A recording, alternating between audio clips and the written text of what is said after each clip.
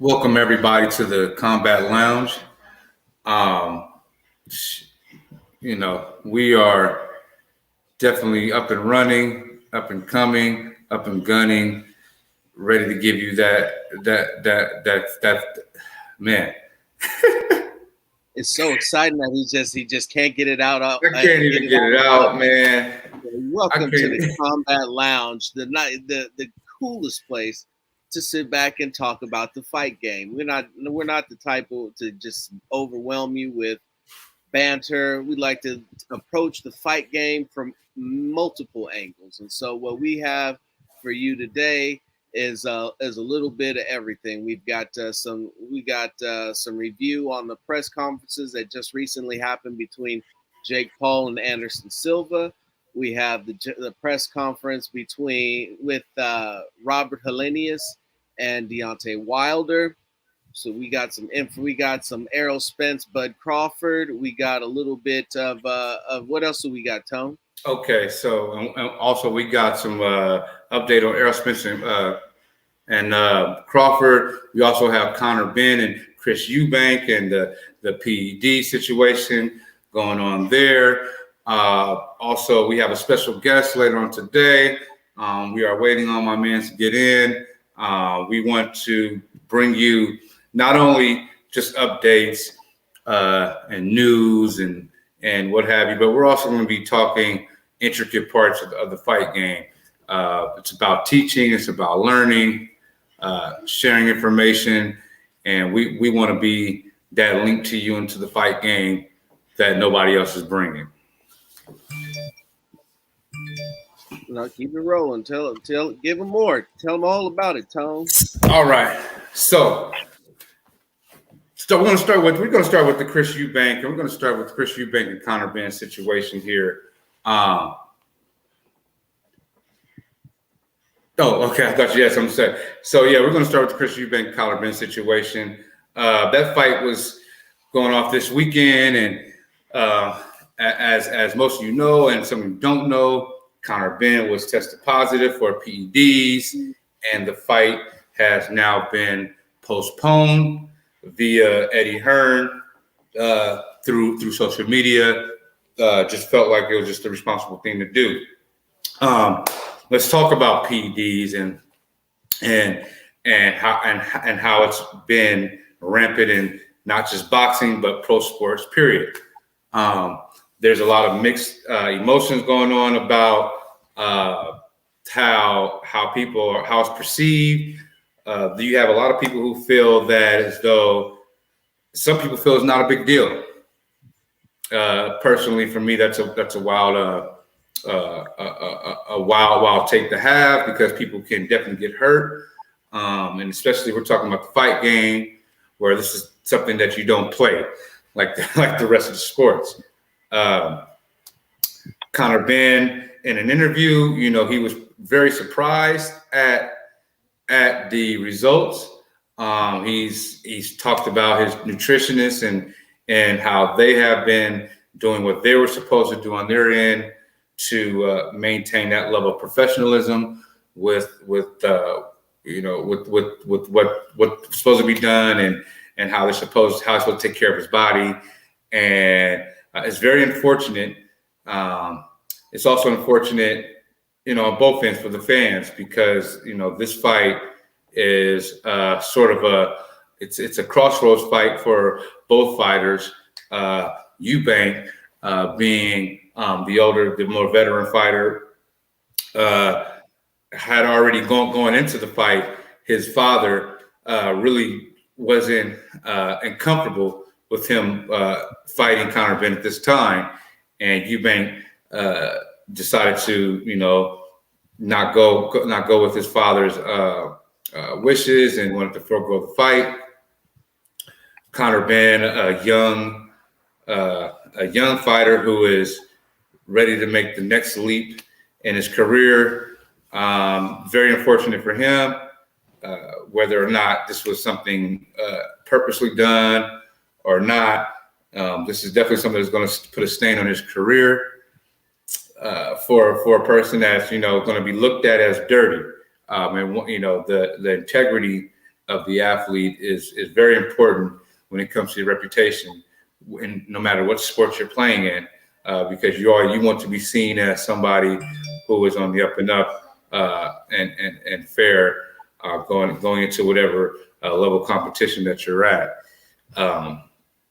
Again, some people feel as though because it's been so rampant in the sport that what's the big deal? Some people feel that way. And it's a very interesting take to have. I wish I had somebody here that could actually talk about, why they feel like it's not as big of a deal as some would make it out. That'll be very interesting conversation and dialect to have. Maybe go ahead and hit the subscribe button. Go ahead and leave a comment and, share some of your thoughts on that. That would be very interesting, very welcome. We will revisit this at some point in time because of, well, let's just face it, the nature of being desperate for getting the best out of yourself and the best version of yourself to compete. Sometimes people will do certain things to get that edge. So right off the bat, again, that fight has been postponed. It has not been, it's been shelved, but not completely canceled. We'll be, hearing and staying tuned to hear from Eddie Hearn on when that fight will resume. On to the state side here in the States, Errol Spence and Bud Crawford, the elephant in the room, the fight of the century. Will it happen this century is the question. We are definitely becoming impatient, growing impatient because of the updates that we've been receiving over the past few months, that it's close to happening, real close to happening. They've agreed to this, agreed to that, and yet here we are with no fight still to this day. From what has been reported, is that it is a matter of issue of, on Bud Crawford's end, one of the things that's on Bud Crawford's end is that he has been, he's agreed to the 35% split of the pot, we'll say, of the bag. However, he has no guarantee up front. So for Crawford, he feels as though if I'm going to agree to that, I would like to see the books. I want to see the numbers. And as you all know, Errol Spence is an Al Haymon fighter, and that's typically not how Al Haymon does business. Al Haymon is he keeps a lot of things close to him. You barely see him. He's like Big Shirley on Martin.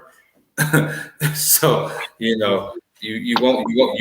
don't see Al Haymon. I think the last time he was even seen was, somebody brought it up about years ago. I don't even know if that's accurate, but Al Haymon is a very behind the scenes guy.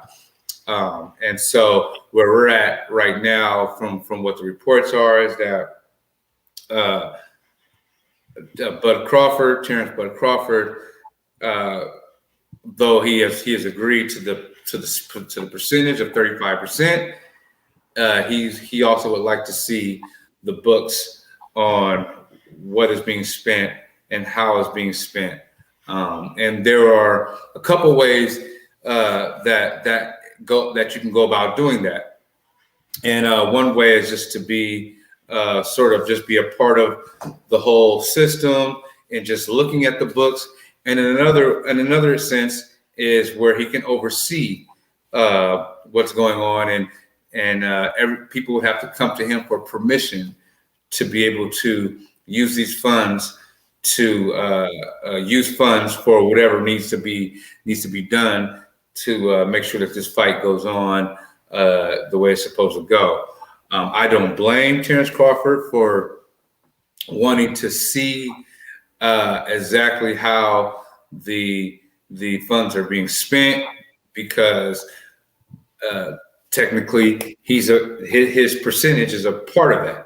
So you really cannot blame Terrence Crawford for wanting to make sure that that the funds are being spent correctly.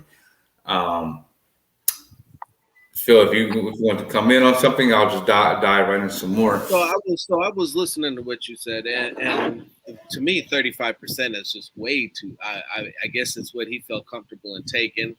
I think that would have been way too low for me. I mean, you should have a 60-40 split, or there shouldn't be a fight.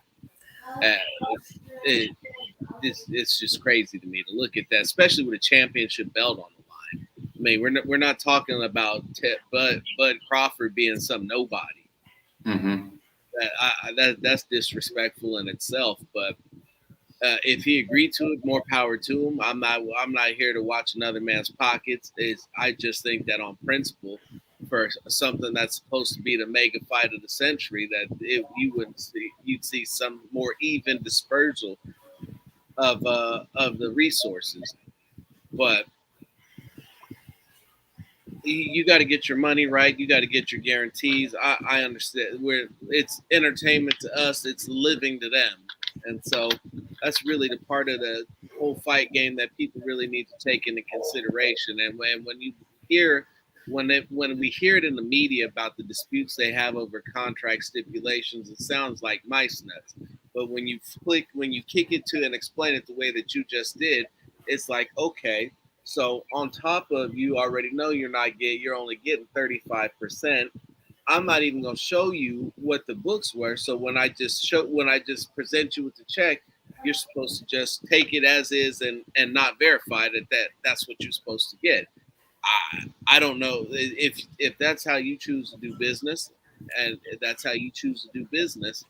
That's not how I would do it, though. Correct. And that, we're still, even with the 35%, we're still talking in the range of an amount that's more than he's made career-wise. I do think that 35% in his situation, coming in with not as much leverage as Errol Spence is, where you have one of the titles. You've only had one or two fights, I believe, in that division. So he was coming in at the mercy already of PBC, of Al Heyman, because for the simple fact that he is. Excuse me, I'm just checking to see if this is our guest. Yes, this is our guest. Okay, so just want to give an update. Our guest is running a few minutes late, but we'll be ready to rock in a few minutes. So back to what I was saying.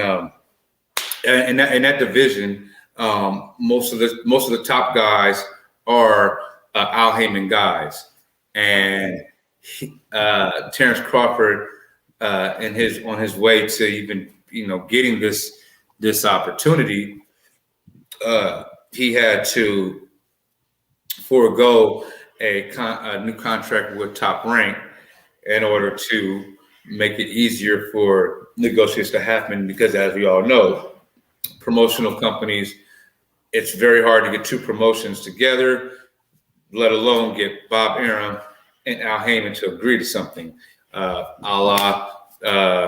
We look at De La Hoya and Floyd Mayweather, for example, getting Golden Boy and Top Rank together, working together at that point, and so forth and so forth. So in a way, Crawford had to give a little to get a lot. And again, once this fight is made, we hope once the fight is made, we're going to get a good idea of everything that's involved with the contract. When we have rematch clauses and so forth and so forth, a lot of these incentives that that when you total it all up, the dollar signs are astronomical. And I won't get into that breakdown. I'm still actually working on those numbers and figures and things like that, as I'll put it in my article that will be featured on New Stitch Media. I have part one of this whole saga of how this has come to be made on New Stitch Media. Definitely look that up. So now we're going to move on to some fun here with Jake Paul and Anderson Silva. Real quick before you do that, what's the name of that article? Oh, the name of that article is "The Coming of a Storm: Crawford and Spence." We are, and I highlight in this first edition of it. I highlight how this all comes together.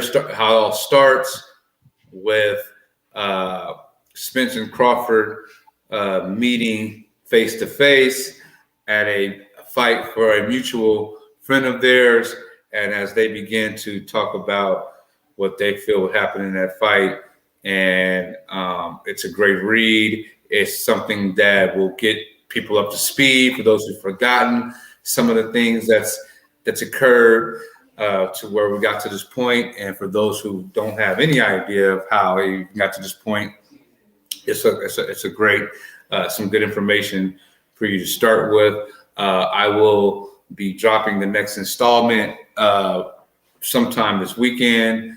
Follow us at the Combat Lounge on Twitter, also on IG, the Combat Lounge, and you will be able to get that information there on when that article will drop. So we got Jake Paul and Anderson Silva coming up October 29th in Arizona. Had the pleasure of doing a press conference with the undercards. A very good prospect in Ashton Silvak from Long Beach, California, 7-0 with 7 knockouts.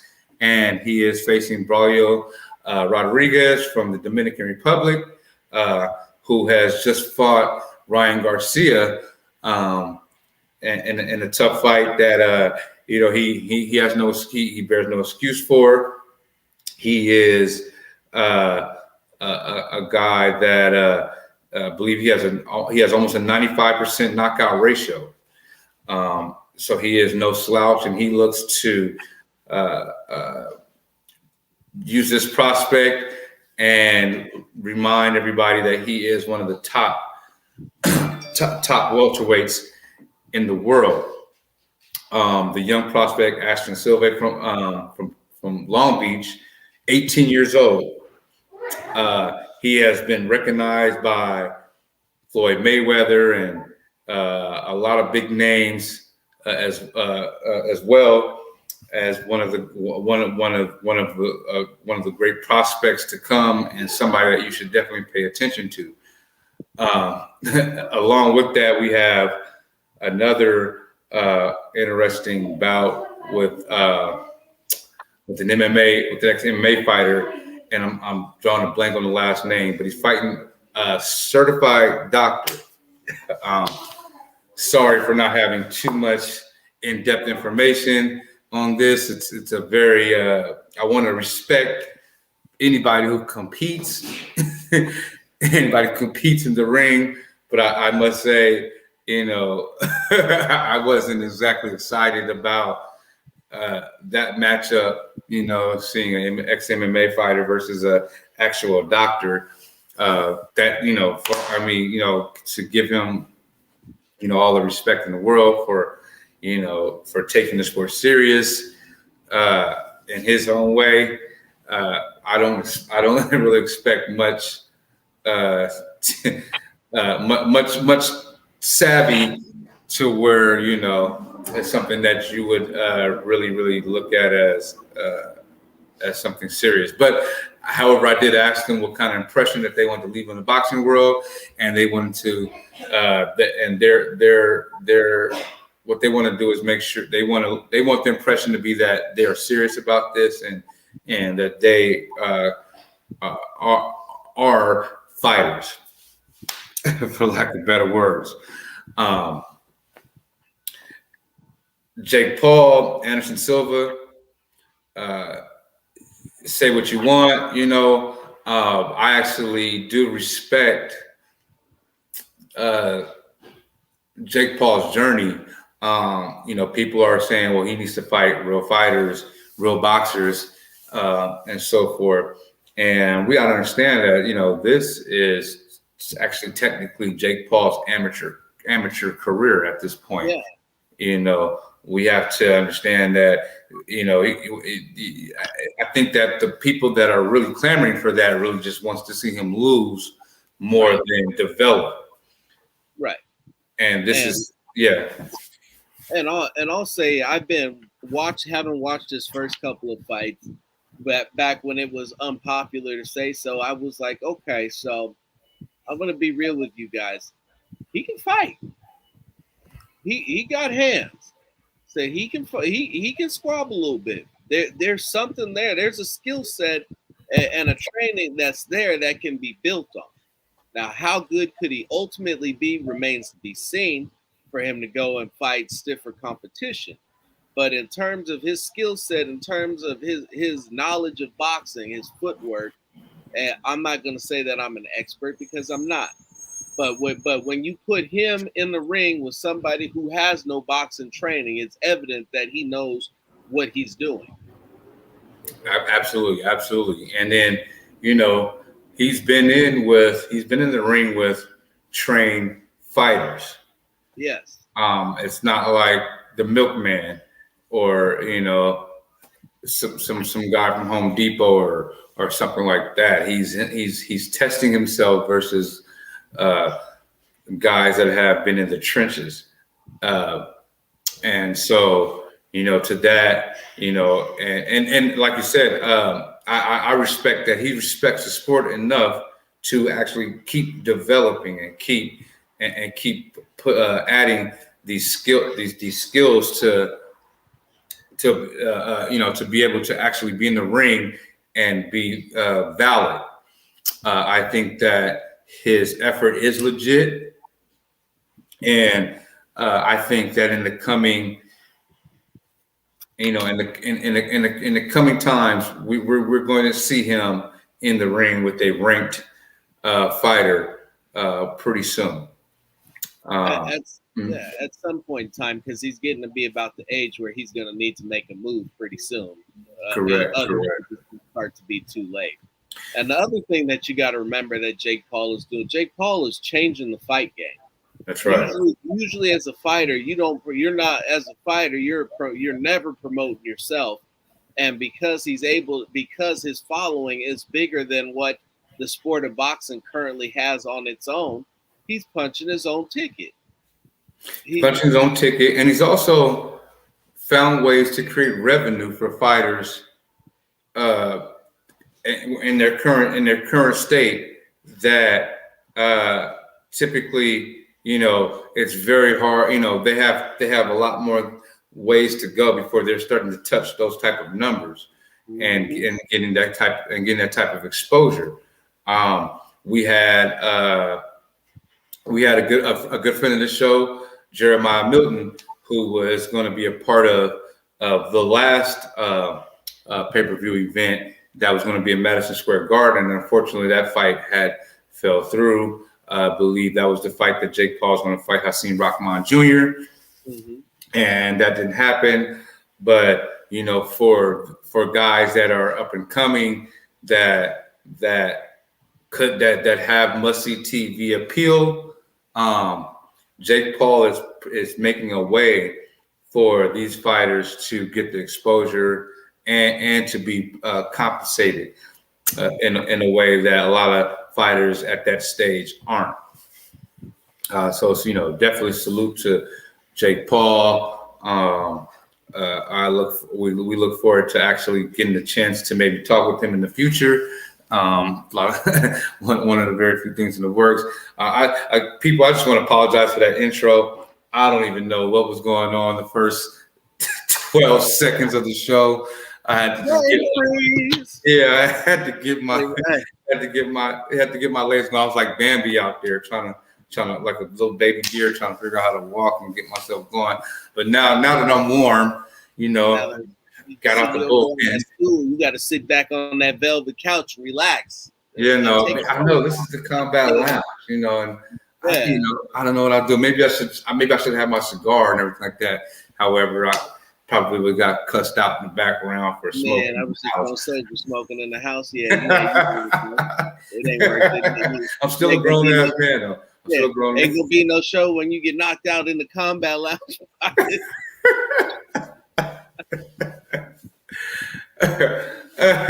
I don't want no smoke with this very good looking 5'3", 5'4" Filipino fabulous wife of mine here.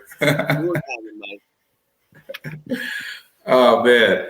All right. So as we are getting ready to shortly get to our guest of the day, we want to talk about the Deontay Wilder fight coming up next Saturday, and also the co-main event with Caleb Plant versus Anthony Dirrell. And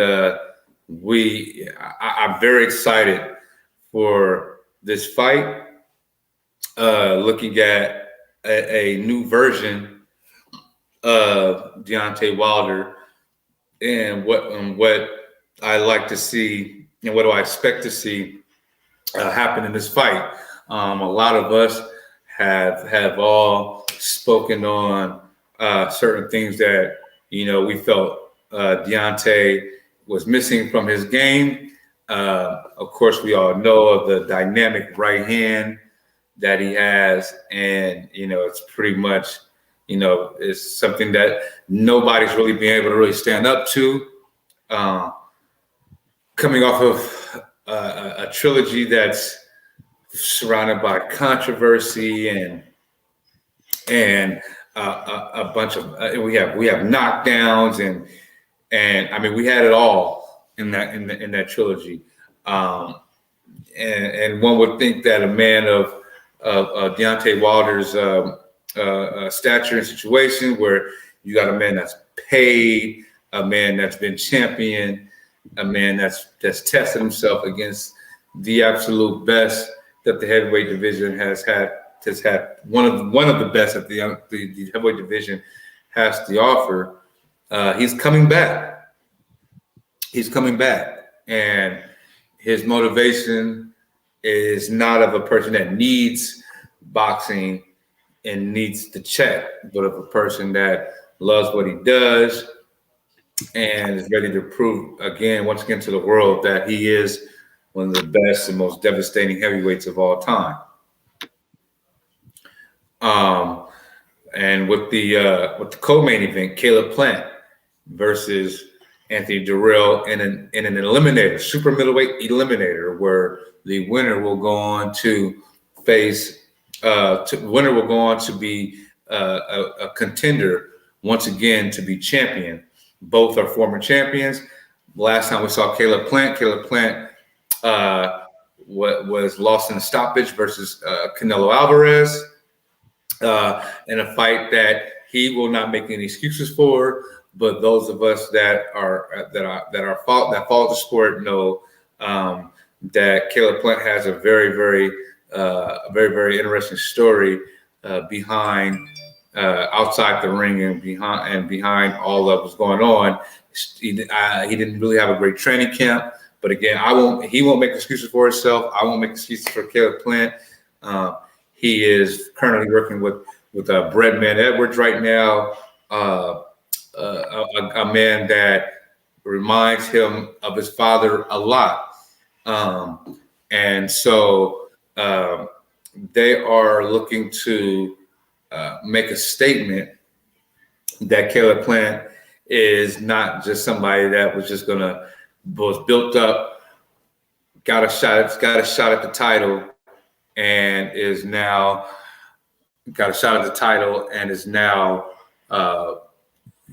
an afterthought in the super middleweight rankings. We will definitely see a version of him that I believe that made us fans of his. Anthony Durrell, who he's facing, a veteran who, is definitely somebody that's not going to lay down for this young man. Anthony Durrell, a former champion himself, will definitely be game for the fight. He has big aspirations to become champion once again. I believe I think he has a knockout within one of his last one or two fights. I believe his last fight. Very impressive knockout for Anthony Durrell.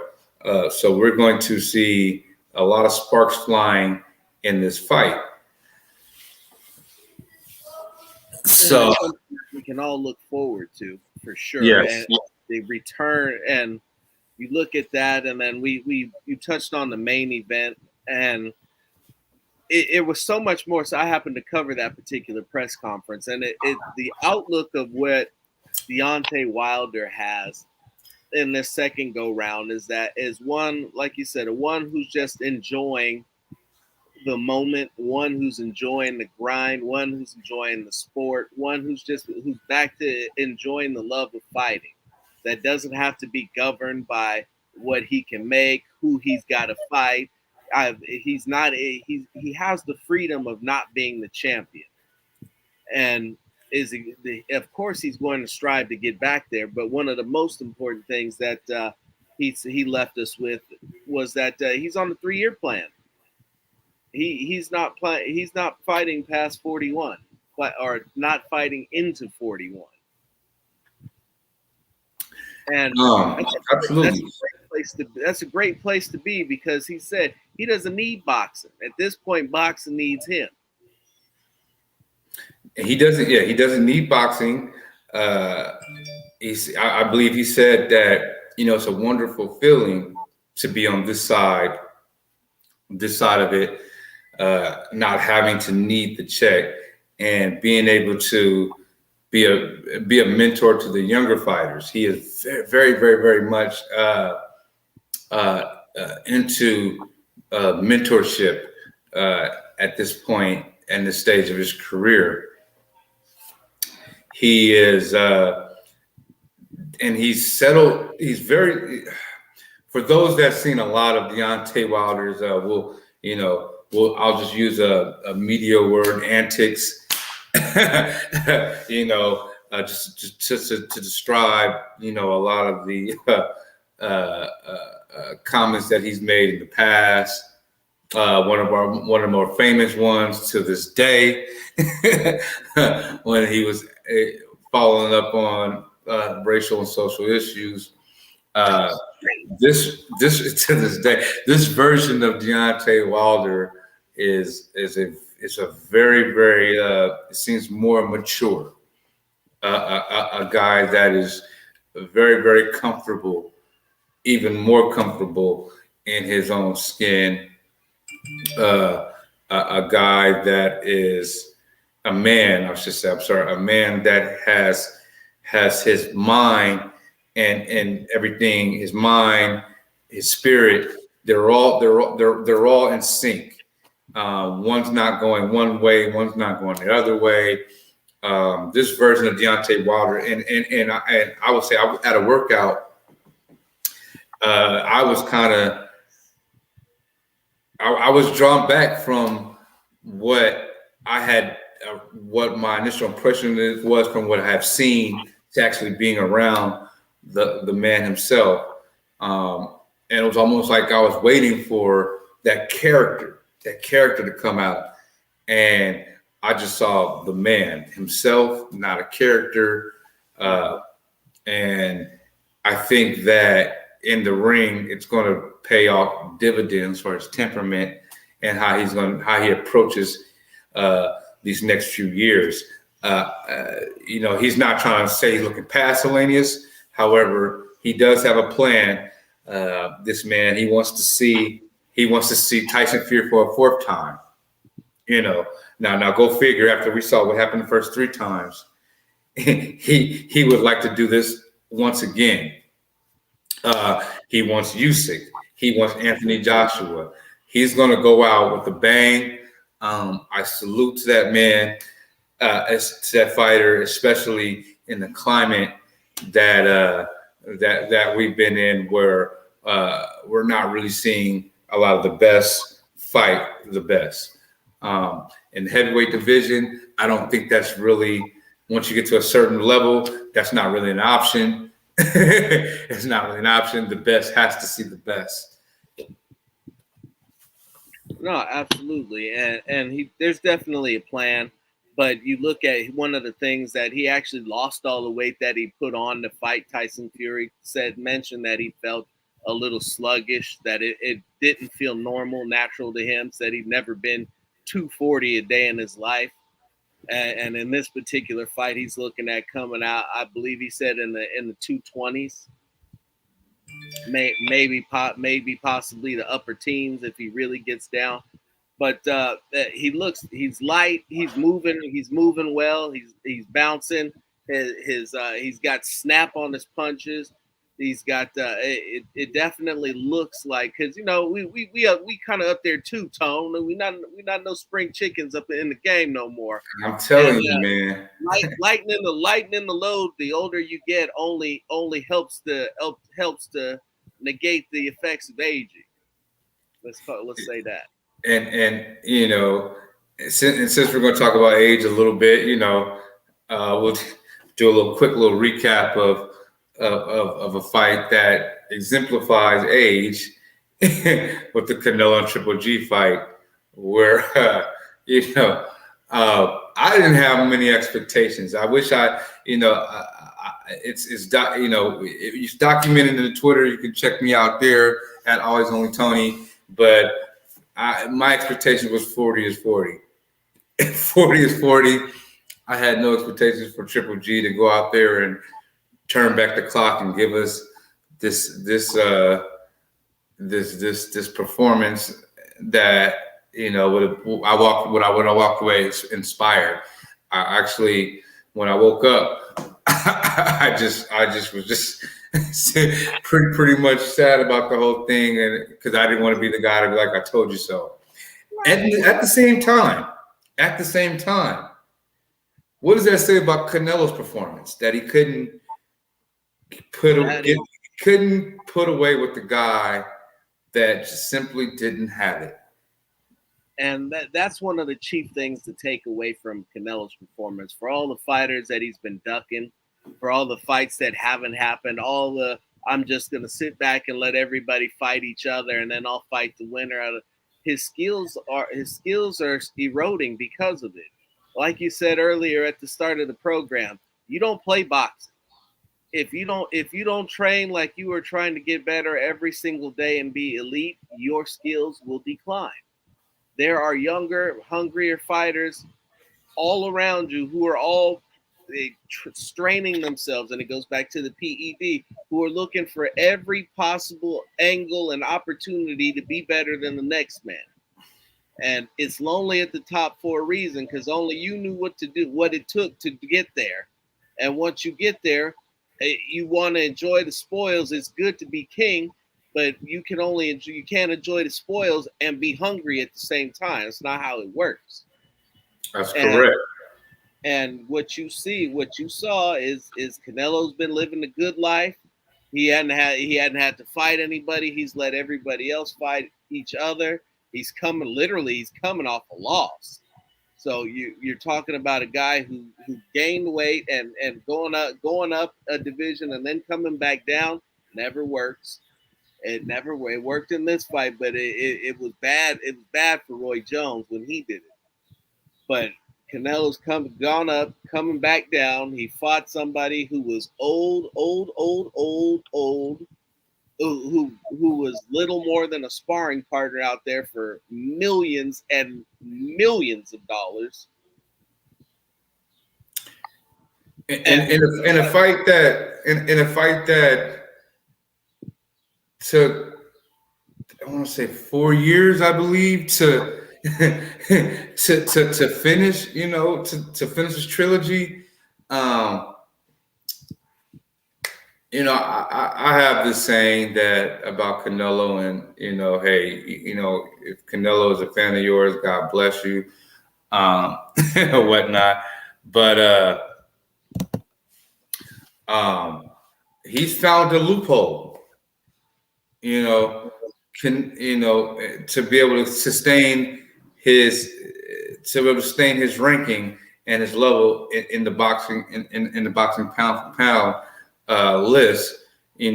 Taking fights that doesn't necessarily hold him accountable. Right. So he figured, just like he did the super middleweight division, there was not a huge path of resistance for him to become undisputed champion. Which say what you want to say, but it was very calculated to not clean out 154, not clean out 160, and jump to 168 again, where there was at least path of resistance, and rather than staying at 168, and you have the Charlos and Benavidez and of the world and whatnot. He chose to test a European by the name of Bevel, and for what reason he thought he was going to pick on him, we don't know. But he learned that he learned very quickly that was not the way to go, to try to just go grab a belt. In the same sense, Canelo did not drop much at all, if at all, in the pound for pound rankings.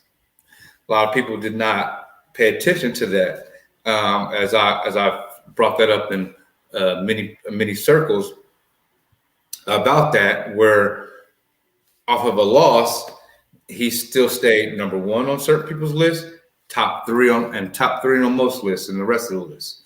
And then here we are with him fighting Triple G, a lackluster performance against a fighter that it has a belt at 160. Mid-tier opponent. Let's call it what it is.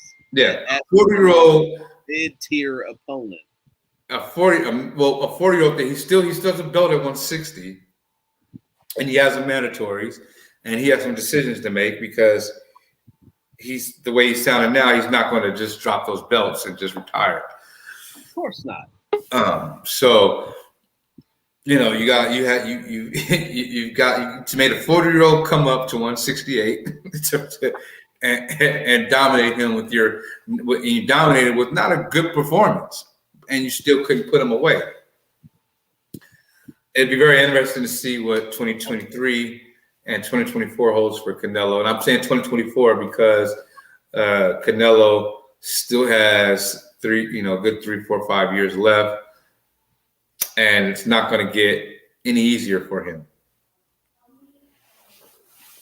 So we have our special guest, ladies and gentlemen. Without further ado, trainer to Deontay Wilder, the Bronze Bomber, we have Mr. Malik King Scott. Mr. Scott, how are you doing today, sir? Are we in? Yeah, we're in. There we are. We got audio for you, Mr. Scott. You there? I don't think he can. Can you hear us?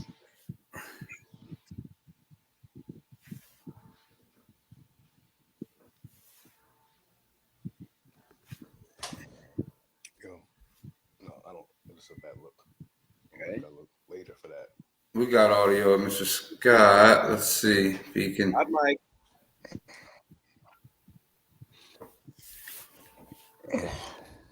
Hello? All right, Mr. Scott. You got us now?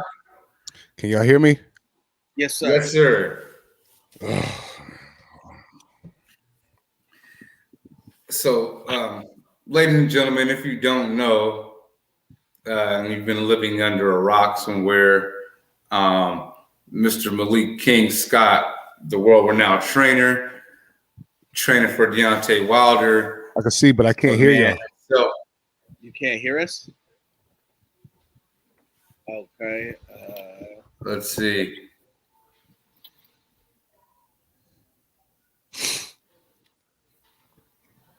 As we're getting all this together, Malik Scott is a world-renowned trainer with a specialty in installing fundamentals. That is his calling card. He is, as he Can y'all said, hear me? Yeah, we can hear you. Yes.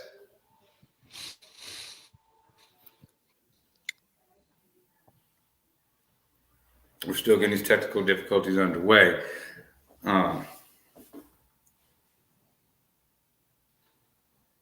In the meantime, just want to shout out New Stitch Media for creating an opportunity for me to meet Mr. Scott and making this all possible. I also want to give a shout out to Unfiltered Truth. And looks like, are we good? We got action? Are you able to hear us now, Malik? No, he's reading the private chat. Okay.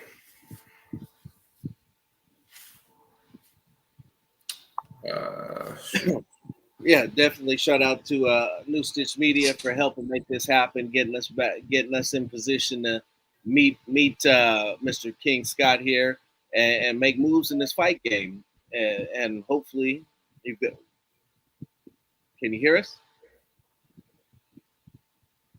You got us?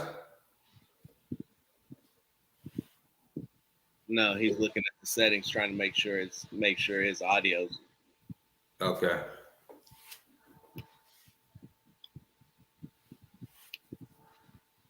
Let's see.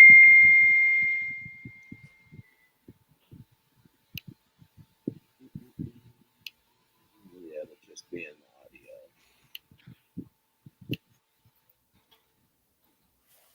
Apologize for technical difficulties at the time. We will get this straightened out. I can't hear nothing. I can't hear you guys. Sheesh. I don't know what's up with this. Hold on. Send him a message and tell him to take his headphones off. Okay. Oh, well, he just disconnected. What you want me to tell him to do? What? Let's say if he's just using a computer, tell him to go with the straight background. Take the mic out of it.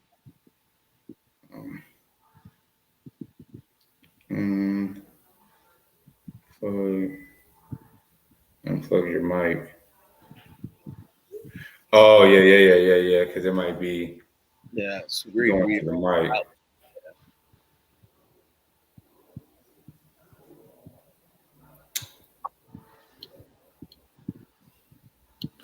Okay.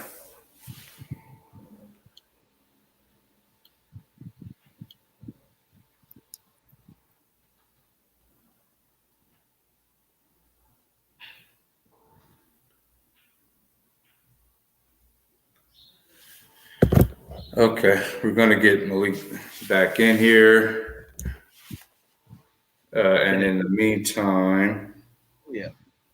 So the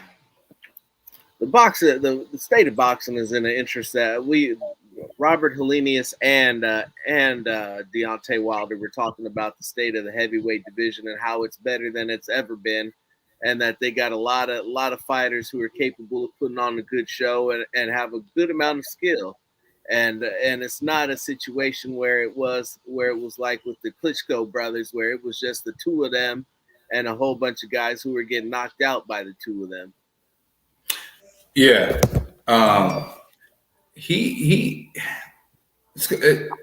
And I want to go back to also to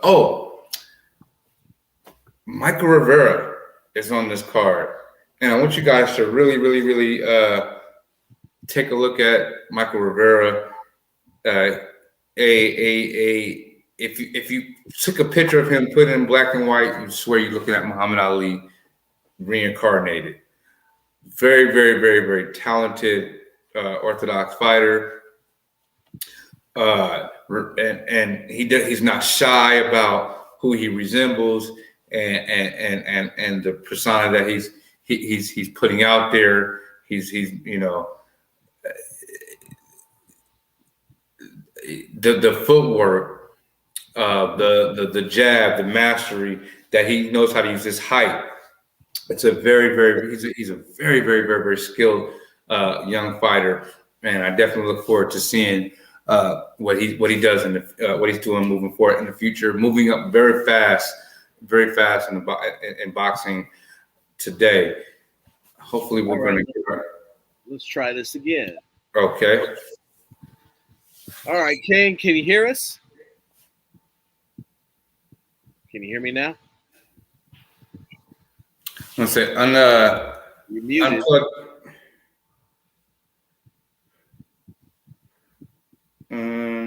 Plug. Hello? Yes. Can you hear us now? Oh, man. Yes, I guess. Okay, cool.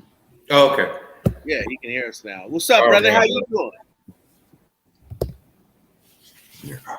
How y'all doing? Good, good. Oh, man. We're talking about the fight games of the up-and-coming fights.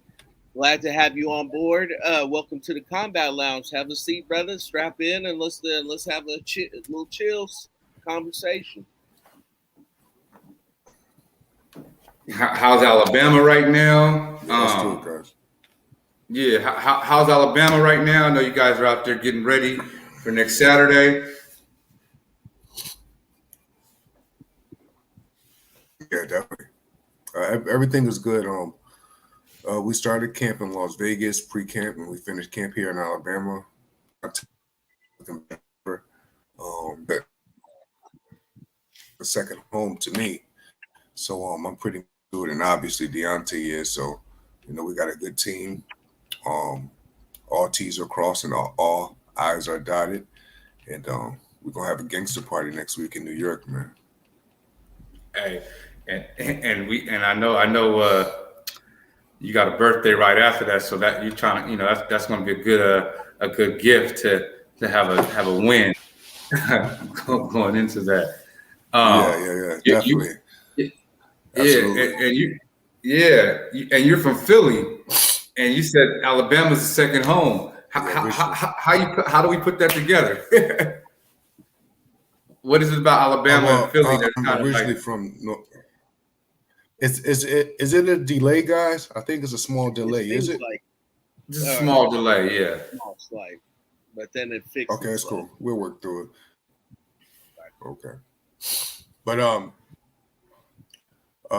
originally from Philadelphia, and for the last actually Los Angeles is my second home. What I mean second home, as far as Alabama is concerned, it's probably, besides LA, it's the place I train at the most, because if I'm not training Deontay, I always was in training camps, years beforehand, before I actually was a CA trainer.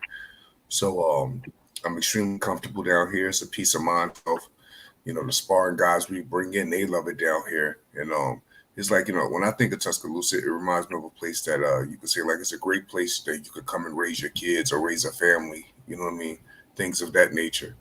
And it's a totally different outlook being in Los Angeles and then coming from Philadelphia. It's just something different at home, because I spend a lot of time here besides residing in Los Angeles, California. Man, that's interesting to hear.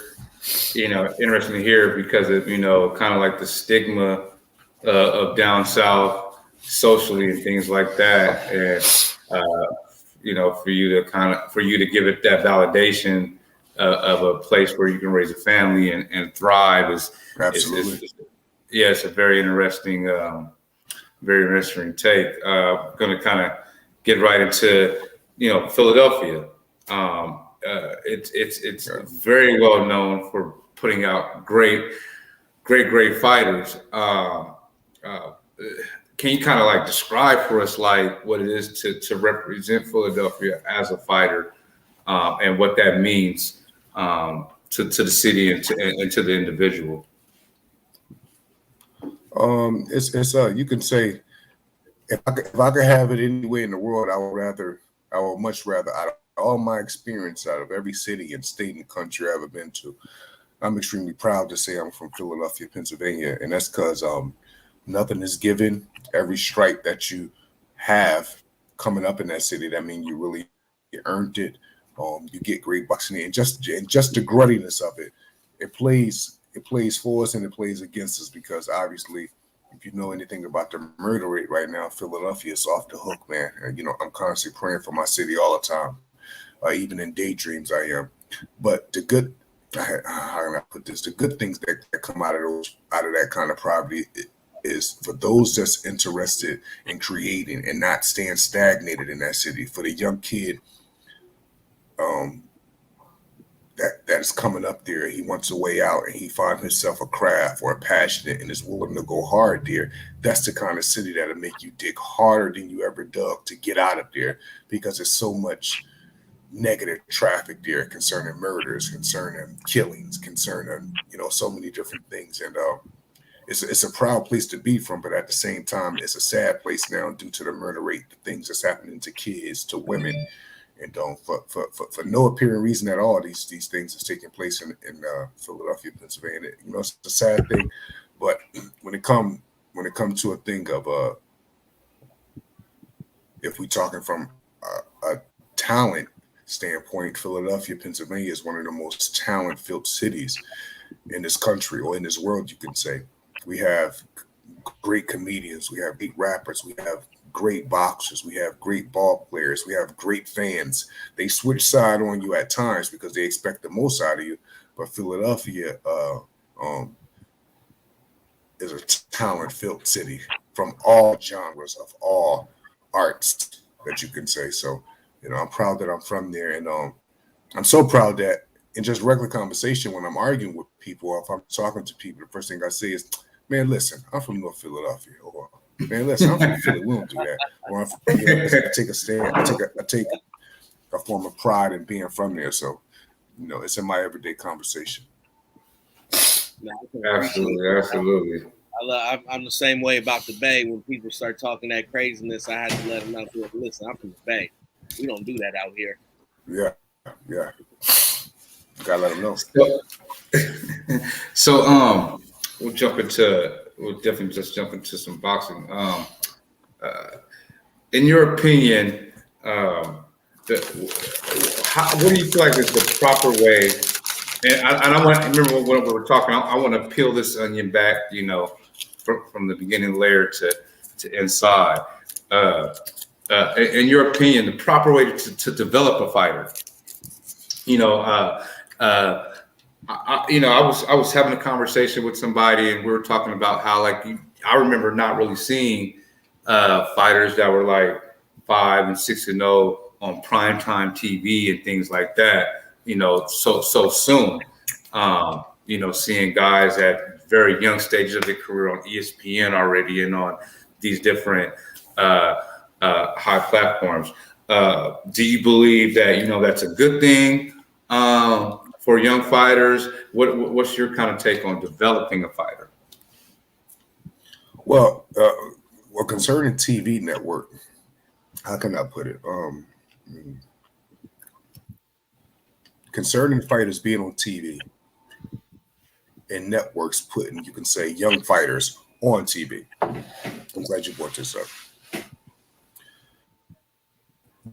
Be number one in boxing, but it's not. Helping a fighter should be the first thing that's took into higher consideration, but it's not. The first thing that's took into consideration in boxing is entertainment because of money revenue. So the typical fighter that comes into the gym, the first thing a trainer is thinking is, or a manager, is this, wow, this kid can fight. I can make some money off of them. So the fact that they so infatuated with the income and the revenue part of the fighter that they pay so much attention to that they skip fundamental development. So then when a fighter is finally seen by the masses, a fighter may get criticized with statements like this. I thought he was better than that. He's not as good as I need this. Critics are going to say that anyway, but when fighters are developed, by the time they see him, and this is not an overnight thing, to develop a fighter, you have to do it not just in the gym. When fight happens, fighters don't just develop in the gym, they develop in actual fights. That's why fighters and trainers love their fighters to stay busy, because fighters just don't develop in the gym. They also develop through fights and experience. But nowadays, it's almost like it's hard, the frustration to get young fighters to continue to stay busy on a schedule, getting at least 4 or 5 fights, 6 fights maybe per year. That's almost, it seems like it's blasphemous sometimes, because you'll see a young guy that can fight. God forbid he lose. You may not see that young guy again for another year or something. So many people say undefeated don't mean nothing. Undefeated don't mean nothing. Undefeated mean everything to these young guys, because now we're in a time where if you lose, you are written right off. We're not in a time where a fighter could lose and people say, he'll be right back, but actually mean it, not because of figure of speech. Right. Now a fighter may lose, he may get shelved. His income may stop. He have to go to other means to get income for him and his family. So these fighters are holding on to these undefeated records because it's their revenue, it's their income. They lose that, they lose activity. They lose activity, they lose money. They lose money, frustrations kick in. Frustration kick in, they start taking frustration out on their families, on their kids, and then that's where the problems all start coming in. So I don't want people to think young fighters are so into, you could say, staying undefeated for the sake of vanity. It's not for the sake of vanity, it's for the sake of, if they lose, there's a chance that they won't fight for another 8-9 months for whatever reason. I have so many names I could use as an example, but I don't want to do that. But it's just like development, and that connects to development, because sometimes fighters are losing fights because they just aren't developed early, or they taking certain fights too early or certain fights too late. It's more to develop in a fighter besides just constantly working on the basics in the gym. You got to that gym work, that fundamental base, that have to get transferred to sparring. Then they have to get transferred to under the lights. And then you have to do that over and over and over again until you become extremely fundamentally sound. But that takes time. Now, people don't even have that kind of time because we're in the instant gratification modern day time. People want everything right now. Fighters want to copycat. They want to see something and then just go do it and say, I got the move. They don't want to drill it and take their time and drill until they really actually perfect the move. They'd rather see somebody do a move than try it and think they got the move. Yeah, you may have the move in this moment, but you're going to fight somebody at the high level. And then once you try that same move you thought you had without drilling, you didn't develop, that person right there is going to make you pay for it. And then you're going to be singing the same old song. You win some, you lose some. And my favorite reply to that is, no, you didn't have to lose that. That didn't have to happen under the right development. So that's a branch that it really carries on from one tree to another, really, the whole development thing. No, it's interesting that you say all of that and listening to. So a lot of what we've been hearing in boxing is fighters' mental health, and under the description that you just gave, it sounds like they're getting burnt out from a lack of development and being fast tracked through the system in order, like you said, to make somebody else some money. Yeah, and unfortunately, man, I don't want to take. That might be a generalization. I understand. So not everybody's individual situation, but with that on that particular path, you can see how that would be the outcome. Yeah, because I'm going to piggyback off of that. I was going to piggyback on that because you were saying a lot of these transitions and maturity is also involved in that, and being able to manage these transitions, and then you get in front of the bright lights, and you sometimes you find out who a person really is under those circumstances. Yeah, absolutely. The fighters have to step up as well, because I look at it like anytime you're being, Anytime you can say something is happening to a fighter, there's things fighters can do to fix these issues, but this level of contentment and comfortability that just that us as human we all fall under sometimes. It's hard to break that comfort level. It's easy to say it. It's easy to post a meme about it. It's easy to post someone saying it under some nice music, your comfort level, but it's really, really hard to break that comfort level. And many fighters really don't do it. So what I mean by that is you can look at a fighter and a trainer and could tell, like, wow, look at him in the corner. He's really not telling them nothing. This kid just got hurt. No one told him to tie up. No one drilled him on how to clinch. No one told him to use an educated jab. No one told him don't play the 50-50 position. They're just saying go, go, go. But after these fighters get out of these tough fights, these one-way fights, they go directly back to the trainer that is basically putting them in front of the butcher. So it's almost like, yeah, you could critique your trainer all you want, but if you're not making the necessary moves yourself as a grown man, forget as a fighter, as a grown man, because it's your family and your future that lies in the hands of your trainer. So it's almost like fighters have to make a decision as well. I know so many fighters that I see them doing the same thing over and over and over repetitiously with no success, but then after they come up short in fights, they go directly back to the same trainer. That's a problem. The problem is not the trainer. The problem is the fighter that's continuing to allow the trainer to train him, and tell him the same stuff over and over. Like loyalty rides in that too as well, because contrary to what most may think, fighters are really extremely loyal. Extremely loyal. I know fighters that are like really with trainers that do them absolutely no justice at all, but the fighters are so loyal that they say, I'm gonna stick in there with my guy.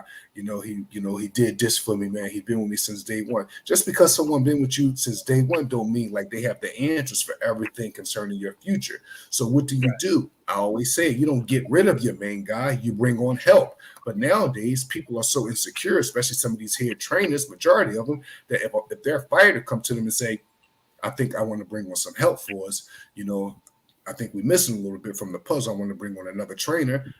Some trainers rather say, well, if you bring on another trainer, I'm gone.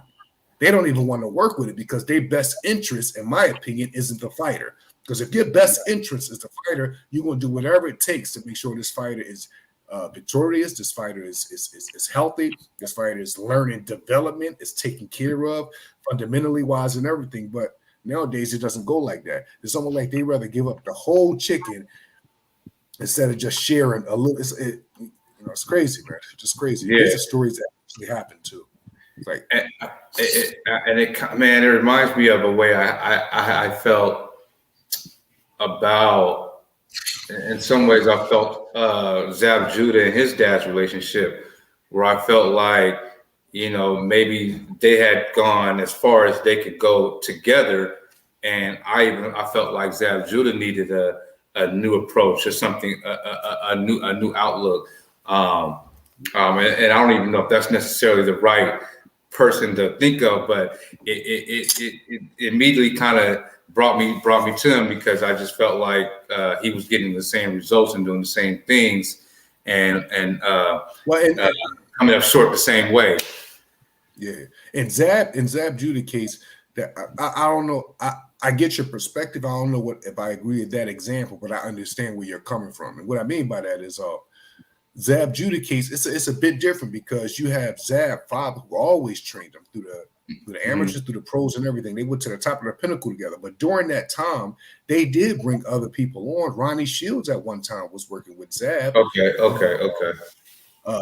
Everybody under that main event camp that was really a key trainer, I believe they was working with Zab at one time. So it's not like his father had him the whole time, and Zab was learning from different trainers during that time. Mm-hmm. So you can almost say that was kind of cool of Judah to let his son be taught some other, technical things or some other you could say fundamentals from other trainers. So I truly believe that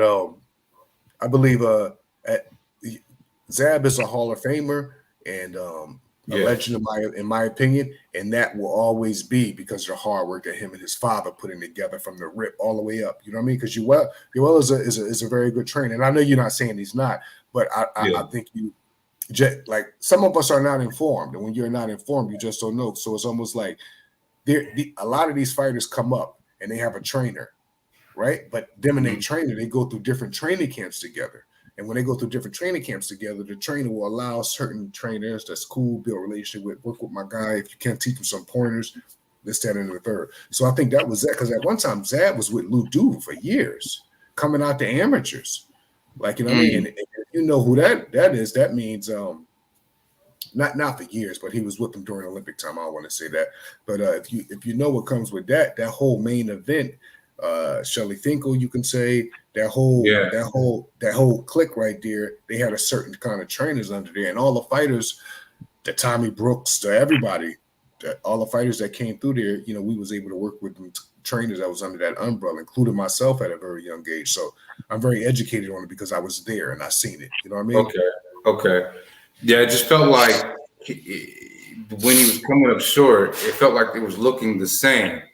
And I was, and it felt, so it just made me feel like, is it, you know, did he need to see a new approach? You know what's crazy? I think it also was looking the same a lot of time because the mentality of Zab. If a fighter have a certain kind of mentality, no matter what trainer they have, you know, they're gonna have, you know, they bumps in the road like us all do, like we all do. And I think like you leave it to me. I don't think opponents like Baldomir should have ever beat Zab. Guys like that. Corey Spinks, herky jerky southpaw. I could see why that could give Zab some problems on any given day. But then Zab made that wrong or right and came back in the rematch and did what he was supposed to do. I think Zab situation got to people a lot because everyone put Zab on a pedestal, which was deserving because he had moves on moves and he's solid and he could punch and he was southpaw. But I feel as though at the same time that anything that he did in training had nothing to do with like really how his mentality was when certain fights just would come up. Because I look at it like this: it's a tragedy when you lose to fighters that you're not supposed to lose to, and most people would say Zab done that with sometimes when he came up short, like Baldomir. To me, a guy like that is never supposed to beat Zab. Like, I don't care how good Baldomir was. I don't care if Baldomir beat Oturi Gatti. I don't care if Baldomir went 12 rounds with Floyd. Baldomir stylistically is not supposed to beat a Zab Judah. They're not even in the same class when Zab is on. But during Zab's career, some guys like that will be able to give him a little trouble and possibly get a defeat over him. So, you know, it's just a boxing, man. You know, it's evolution all the way around. Man, all right. So my next question: when the fighters are being developed and the fundamentals are installed, at what point does a fighter start to take on a style that's him? That, you know, okay, I got the fundamentals. Is it more so the influence of the influence of fighters that they grew up liking, and they start to kind of add that to their repertoire? Like, when does, you know, because let's just say, for example, you get a fighter as an empty canvas, and you get to build them from scratch. At what point at what point is it embraced where they become individually stylistic with the fundamentals? How can I put it on? Being fundamentally sound, styles, everything that comes with boxing. I believe a fighter that's in the process of development, a fighter that's in the process of development, correct? I believe once he continues to develop fundamentals over and over and over again, then from there, his body type plays a major part. Why would I say that? I would say that because, say if a regular civilian wanted to start boxing, but his favorite fighter is Mike Tyson, but this same civilian start boxing, but he's 6'6". But his favorite fighter and things he look up to is Mike Tyson. A 6'6" guy can't be doing the kind of moves Mike Tyson do. But this regular civilian, he doesn't know how to connect the dots concerning body types, concerning limbs, concerning head movement, concerning steps, long step, short step, because He's 6'5", 6'6", but his body type favorite is Mike Tyson. So you'll get a 6'6", 6'5" guy almost trying to come in like this, and it's looking like very uncoordinated. It's looking very awkward, and it's looking very it come across very like there's an identity crisis there. So body type, limbs, has a lot to do with a style. Because if you look at it, why would you? That's why most tall guys, in my opinion, should really, really love to jab or really, really practice a left jab. Because if you're tall, 9 times out of 10, you have a good arm reach. So if you have a good arm reach, connect the dots, you should be jabbing. From your jab, you should learn your right hand because your jab is setting up your right hand. Now, why does this all come together concerning this part that I'm talking about? Because we're talking about a guy 6'6". Now, if you bring me a guy that you could say 5'7", the first thing I'm going to think about is he got to learn a jab, but he got to learn a jab coming in without getting hit with a jab. So his head has to be off the line. A tall guy may possibly can jab by using his parry hand and jabbing like this. A short guy, he has to be protected with the parry hand, and he has to be on his right side to get over, so he's not getting no traffic coming back. It has everything to do with body types. It have everything to do with the length of your arms. Stylistically, we all should be boxing and fighting a style that's fitting for our body type. But at the same time, you have to realize that's very, very peculiar in boxing, because I remember at one time everybody in Pensacola, Florida, was fighting exactly like Roy Jones Jr. Even tall Calvin Price. Like, he was tall and he was fast, but in my opinion, he shouldn't have been trying to fight like Roy Jones Jr. But their whole system down there was, you could say, stamped after Roy's style, because Roy had so much success with it. Derek Gainer got away with it, and I was fine with that because I didn't mind it there. It worked for Derek. But everybody from that gym, or those gyms in there, they all, besides Nate Campbell, but Nate is not from Pensacola. He's from another part. He's a legendary dog. But they all will fight with that style. It's almost like if you went to Joe Frazier's gym at a certain time in Philadelphia during a certain year, a certain decade, everybody thought the whole key was slipping the jab, getting under the hook. You had guys that was 6'5" that was worried about getting under the hook before worried about keeping their chin behind their knee, keeping their high hand up because they're a big man. But what was they doing? They was just going off of what they idolized. And it's a lot of that to go on now. If I believe if you're not, how can I put it? If you're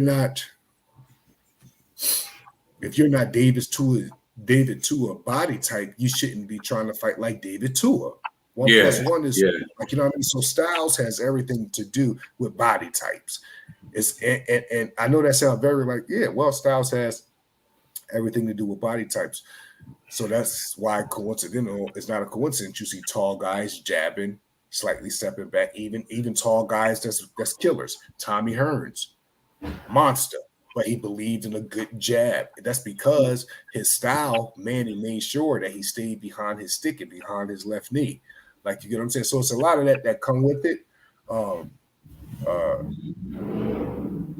It's just all about body types for style. The style will end up coming in, as long as a fighter continue to work on and develop his fundamentals, mix that in with his body type style, and him having a good trainer teaching him about body types and limbs and stuff like that and steps, and not having to have his chin up and be low for his height, whatever his height may be. That's how you get a style to me. Your body type, and you constantly working on fundamentals over and over and over.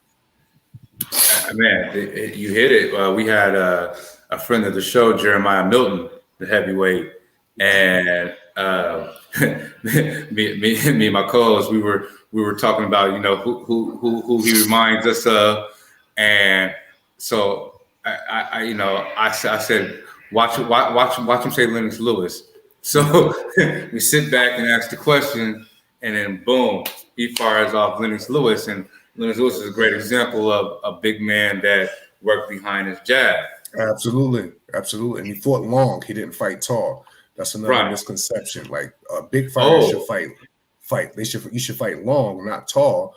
And the reason I say that is because if someone's fight tall, then that comes across like they have to be like this. But if someone is fighting long, okay, so you're looking at me, right? Right. So if I'm here with you, me and you are 50-50. But now I'm not going to go like this and get tall to make myself give you any opportunity to hit me because I want to be tall. I'm going to make myself long by putting my right shoulder back and now I'm going to give you height. Now that much, I just gave myself 4 inches on you because now you have to get through all of this to get to here. So I believe in tall fighters fighting long, not tall, but you don't have to be bending down neither. Neither. You get what I'm saying? So it's almost about, it's not about, to me, about fighting so tall and being up. It's about a tall fighter that's already tall, but just making himself even longer in the ring. Understood what I'm saying?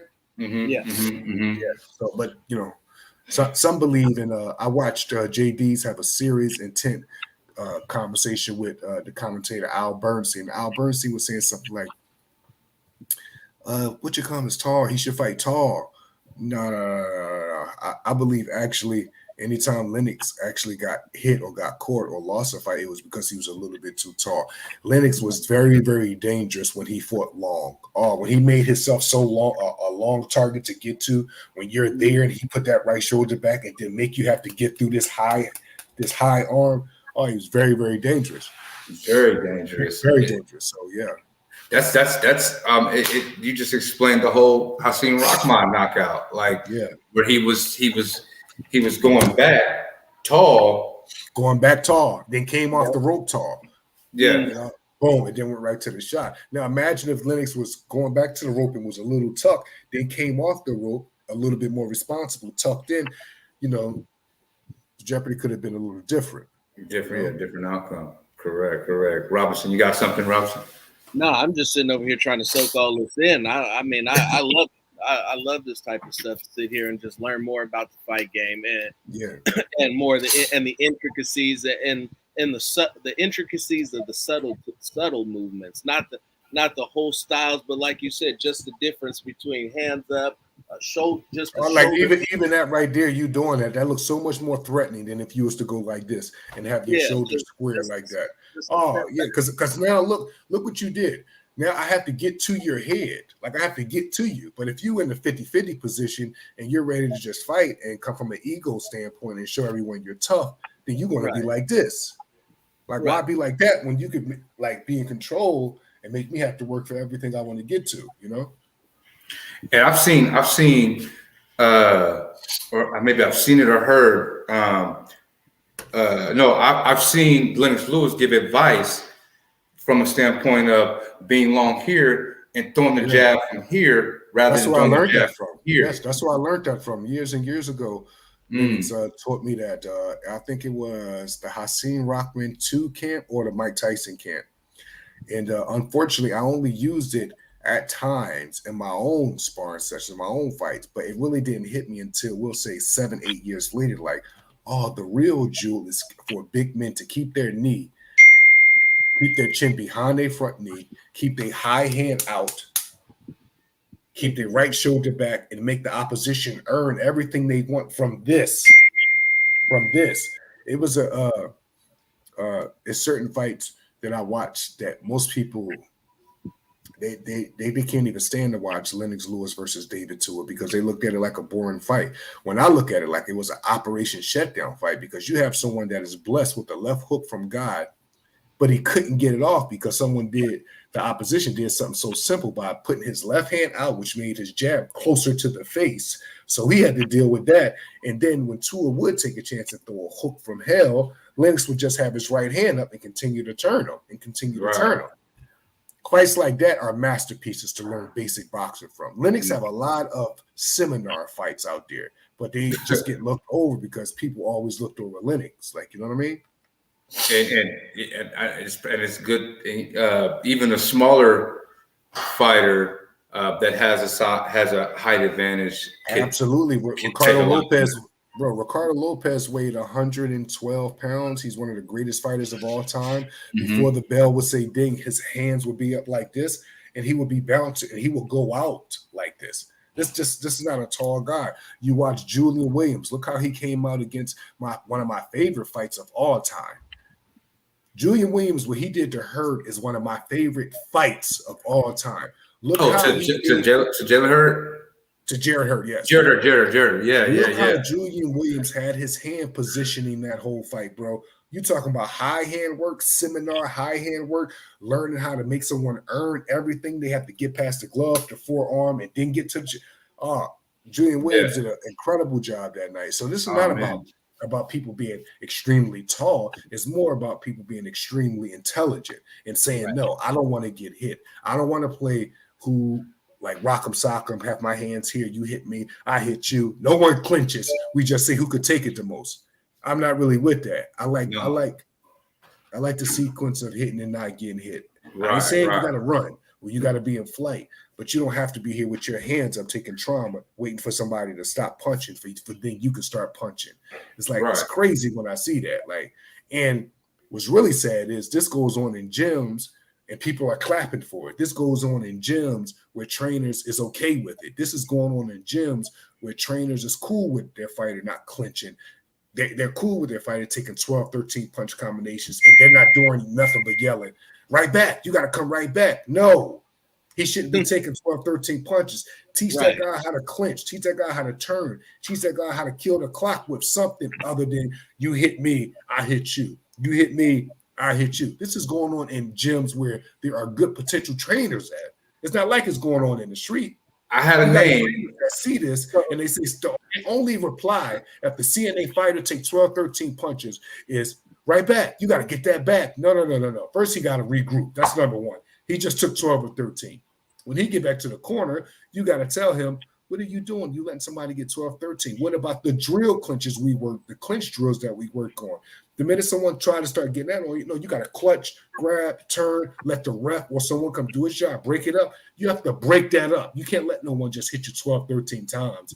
And then the only thing you can expect to hear in the corner is get that right back. Horrible. But this is a regular thing right now.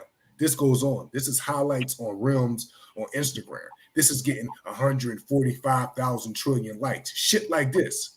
Like, this is insane. And I speak on it with so much passion is because I got a problem with fighters taking unnecessary trauma. So I I speak on it with so much passion because I have a problem with fighters taking unnecessary trauma in sparring. Once you get into the fight and things happen, I can get, I got to take a chance. That's how I make history. And so you got to do it. But hold on. Fighters are losing fights in sparring. Right. Fighters are losing fights through trauma. Like this is that, and their trainers is not saying nothing but right back, man. You got to use your jab. I felt heads up. This is for all fighters. If you in a tough fight, and all your trainer has to say, or all he's yelling from the corner is use the jab, you got to get away from that guy immediately because he's just giving you fill-in instructions. That's not instructions. My mom could say that. Use the jab. Which jab?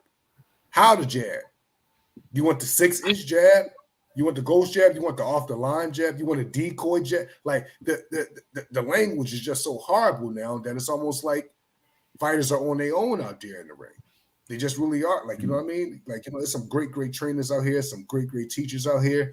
I'm lying. No, it's not. There's not a lot of teachers out here, some good coaches out here. Where I just feel as though that the trauma that I watch people take in these gyms is just crazy. For a video, this just be for a video. It's sad. Most fighters, guys, don't get punch drunk in fights. It doesn't happen there. Trauma to the head and to the brain. This starts in the gym. Because why? Think about it. Guys spar 4 or 5 times a week.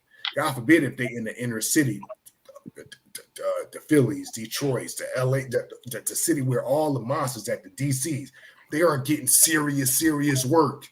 They box it 4 or 5 times a week.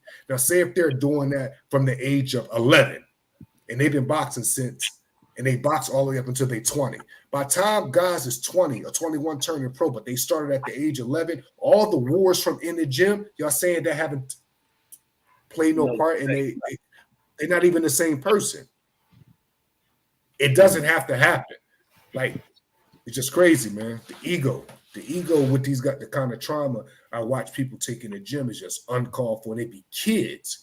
And the ring be surrounded with people that know better, saying, yeah, hitting the ground, hitting the ring. Like, it's awful. Just awful. No one cares. Like, no one cares. They care about instant. I feel like a lot of I feel like I've seen that a lot from a lot of Robert Garcia fighters. Yeah. Where it was just like, they would just, it was all about standing in the trenches and just, whoever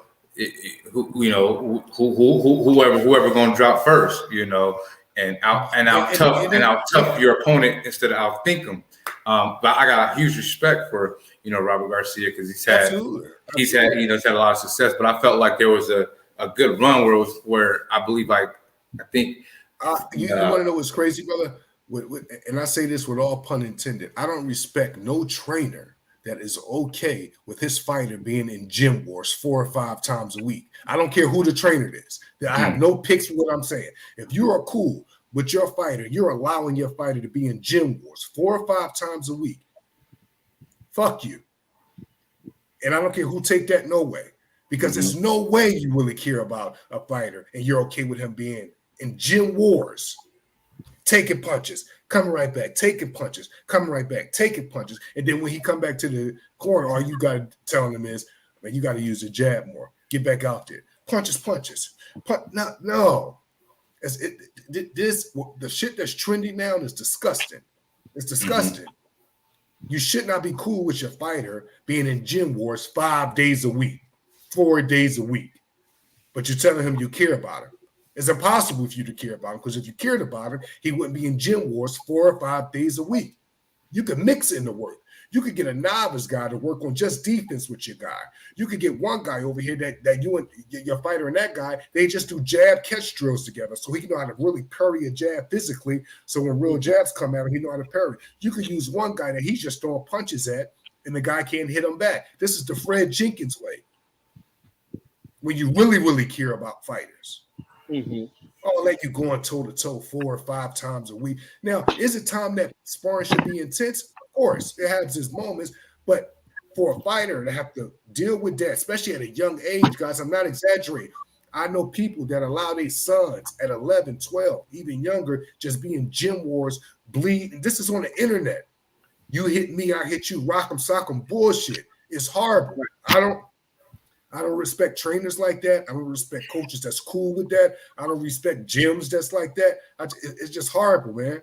And that may be because I'm a little too soft for this sport when it comes to compassion. I may care a little bit about too much when it comes to the entertainment aspect. But I know for sure when I see guys in gym wars repetitiously over and over and over and over, I'm disgusted. It almost makes me want to just throw up. It's horrible. I have a real thing with that.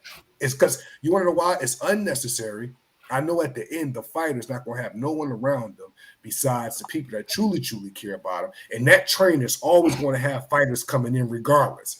Fighters, we only get one shot. Right. Trainers, bro, I'm going to be a trainer and get fighter after fighter. So that shouldn't mean I shouldn't have compassion for each fighter that I train just because I know I got more coming. But this is the typical shit that's going on in these gyms today. And what kind of habits do you even? You probably learn more bad habits than good habits being under that type of tutelage. Bro, how can you really learn if every day you have guys coming to knock you out? Every day is a tough day. Okay, cool. You learn how to survive over toughness. Okay, ego moved out the way. Now, what about the development part? You cannot develop if you're in gym work 4 or 5 days a week. You just cannot. It sounds cool. It's a good sales pitch. You cannot. You just cannot. I know people are stuck in the old school way. Yeah, but what you coming them used to do it. This day, bro, take care of fighters. You end up getting fed to knockout artists. You just end up getting fed to knockout artists to sell tickets after a while because you're just gonna be there for them to be knocked out. So sad, man. It's sad. I really, if you ask me, there's a lot of disgusting things that go on in boxing, but in my opinion, that's one of them, and it don't get talked about enough to me. Because it's looked at as a badge of honor.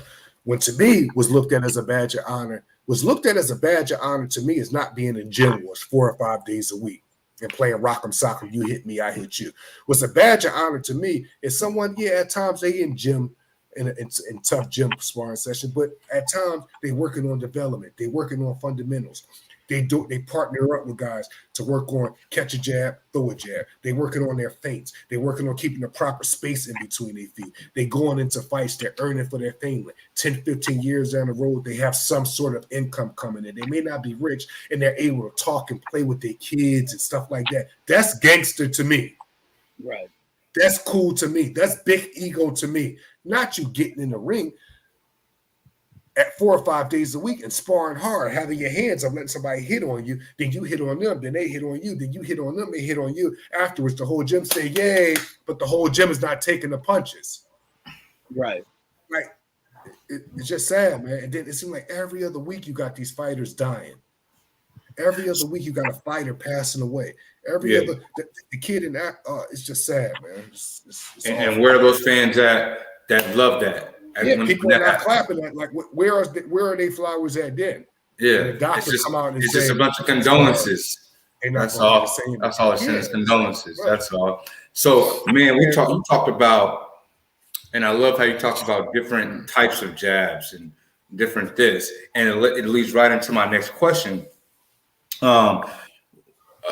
When did the interest in training, and when I say training, I'm going to also call you a teacher. When did that come about? Because you're still very young. I feel like you're a very young trainer, and so it seems like you've had this passion for some time. When did that kind of come about for you? That came about. I owe that to Fred Jenkins, because Fred Jenkins, he made me a student of the game very early as a kid when I started boxing at the gym. He always taught us how to go through our work, and whether a trainer was around or not, including himself, he always taught us how to work on your combinations, work on your fundamentals, help your teammate. Even if you have to give your teammate pad work, make sure your teammate feet is right. Excuse me. Make sure your teammate feet is right. Make sure they're not overcommitting over their chin, over their knee. It's almost like, how can I put it? Fred Jenkins was training us to be possible coaches as well as fighters. So he made me a student of the game very, very, very early. And I remember, like, after about 3-4 years of boxing, I became a tape freak. I always wanted the boxing tapes. I always wanted the VHSs. Anybody I knew, if I could take their tapes, I was known as the guy. If Malik's got to get your tape, you ain't getting it back. I would go through so much just to get fights on tape so I could study them. So between me always looking at fights, between me always going to the Blue Horizon, Russell Peltz having fights, me sneaking into the fights, trying to steal a ticket to get into just watch fights of Bernard Hopkins when he first came home from jail, to watch Troy Brown, and may he rest in peace, to watch just Danny Davis, who's actually a good cut man and training now too. I was a kid watching these guys. So I think me just being a student of the game, it created what I am today, which is a full-blown on geek teacher nerd when it comes to boxing. And I'm very proud to say it's all I know, because I'm very proud to say that, because how much compassion I have for people that I train live and people that I observe live. And that's considering all the other pugilists in this game. So it started at a very early age, man, because I've always been a student of the game. You talked about feet. How this will be a 2-part question. Okay. How important are the feet, and then added with that, where do you feel like the most power generated from? I think it all comes from balance. So if you're saying so if one was to ask me what's the most important part of boxing, then I was to say balance. That means that I'm talking about the foundation of your feet placement. How much space, short or long, are you keeping in between your feet? Are you making good turns with your hips? Are you being violent with your hips when you make your turns? When you step back, are you stepping back with your right leg first, or are you doing skip back? So you know how to gallop without getting your feet too close together to get on your opponent. Making pivots, but still being defensively responsible with your hand positioning, making pivots going both directions, making pivots going back, going forward. These are things to me that just have to be drilled, because fancy footwork to me is not the Ali Shuffle. Fancy footwork to me is not Pernell Whitaker getting all the way down on the ground. Fancy feet to me is not Roy Jones Jr. Fancy feet to me is actually Antonio Tarver. Fancy feet to me is actually Miguel Cotto. Fancy feet to me is actually not Muhammad Ali. Fancy feet to me is guys that know how to. Fancy feet to me is Vitaly Klitschko. Someone that know how to fight, going to the left, going to the right, going forward and going backwards, but they can do everything very, very good going any direction. Fancy feet to me is Larry Holmes. You know, so it just depends on your perspective and what you consider. When I was younger, I don't know. The things that I thought was I thought it was cool for just a fighter to work on his balance certain sessions. I thought it was cool for a fighter to work on just keeping his chin tucked. I thought it was cool for a fighter to may not have a good day in sparring, but he looked fair, but he only looked fair because he's working on a certain thing. So yeah, his sparring guy got a couple shots on him, but that's okay because he had the opportunity to work on the things he needed to work on. I love stuff like that. I love moments like that when I see fighters. He ain't having the best day in the gym, but you could tell he's working on things he needs to work on. You know what I mean? And that's, to me, real development and sparring. Not going in there and just knocking someone out, not going in there just doing what you want to do. That's not sparring to me. That's just you doing what you want to do, coming from an ego standpoint. Good sparring to me is when you're working on things that you've been working on the floor, when you're intentionally remember those things and is working on. When you and your coach is calling this work out and you can understand what he's saying in code, and y'all continue to work on those things. So it's almost like that's fighters that I'm highly impressed with, bro. Most people are not really highly impressed with them. They respect them, but they just not and like I just said, Antonio Tarver, Vitaly Klitschko, even Vladimir. These guys is incredible base fighters to me. And it's because their feet is really never out of position. And everyone that I just named out of those three, if they hit you flesh, they could knock you out. Why is that? It's because they balance never leaves. Miguel Cotto always kept his hands up and his chin tucked. Miguel Cotto could fight going to the left, going to the right, forward, backward with anyone he's fighting. He's not even considered a fancy fighter or anything like that. But I guarantee you this: most people, if they could put a blind eye, if they could put an eye on it, they would be more impressed with Hector Camacho than Miguel Cotto. Yeah, because the flamboyance of it, because it looks better to them. You know what I mean? When I would take a Cotto over almost any fighter in the history of the sport, bro, even look at you'll say a Felix Trinidad. Felix Trinidad was known for his left hook. But, bro, Felix Trinidad had a proper stance. He had incredible hand positioning. He had a good waist movement from the waist up. It wasn't that he just had a good left hook. It's the positioning he will put himself in to be violent with his hips to deliver his left hook. I'm into the hows and the whys. You know what I mean? The minute that I see a knockout, the knockout is cool. I go, how did this happen? Why did this happen? When did this happen? And it's almost like I could use an example for you, Zab Judah versus Floyd Mayweather. That was a very good fight. But in the second going to the third round, I knew the fight was over. I knew Floyd was getting ready to take control because he literally started controlling Zab Judah's lead hand from a southpaw stance. That's a disaster. Ooh. You know what I mean? And Zab was doing everything he could to distract him, but Floyd was starting to control his hand, and he started to do incredible, believable feints. And it was just that's a prime example of Zab Judah was winning rounds, but in my opinion, Floyd was controlling the tempo of the fight. And I'm very big on fighters controlling the tempo of the fight. And that's why Deontay, my favorite fight of Deontay is him knocking out Luis Ortiz the second time. And the reason why it is because he was losing rounds, but he was controlling the tempo of the fight. The last thing to me a fighter should want is another fighter controlling the tempo of the fight, because that's almost them putting you in place the whole time where they want you. Right. Meldrick Taylor was winning rounds against Julio Cesar Chavez in the first fight. But Chavez was controlling the tempo of the fight, the whole fight. And it took me to become almost a grown man to understand that. So now when I watch that fight back, I look at it totally different than I did when I was a kid. Because when I was a kid, Mildred was shoe shining, throwing 8, 9, 20 punch combinations, moving his hand. I was impressed with the decoration. But now that I'm an all base teacher, I'm an all base kind of coach, I'm a fundamentally sound kind. I look at it straight for correction. I look at the hows and whys besides the actual subject. You know what I mean? Yeah, yeah. Kind of like Javante was losing rounds to Rolly, but it was controlling the tempo of the fight. He was putting his man right in position to make him feel comfortable. He was creating a comfortable environment to make him feel comfortable. Rolly got so comfortable with one of the hardest punches in boxing, as far as the light was concerned, Javante. He got so comfortable that he went to him with the same punch back to back twice. That means he had no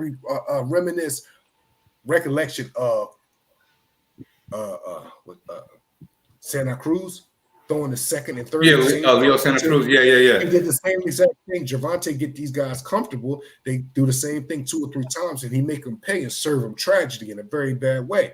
So it's almost like when you got no humility and you all ego, to me, you'll run into that kind of thing. Especially it was the way how Rolly ran into it. He didn't feint. He threw that shot at Javante like it wasn't Javante. Right. It's like, you know who you doing this irresponsible work to right now? He can really make you pay, and he made him pay bad. Very badly. Go. You got one, Phil? No, I was just sitting there listening to the footwork and all of this talk, and so it brings us back to the fight at hand, the return of the King on October 15th. Yeah. Deontay Wilder versus Robert the Nordic Nightmare Helenius. Yes. And Gangster Party.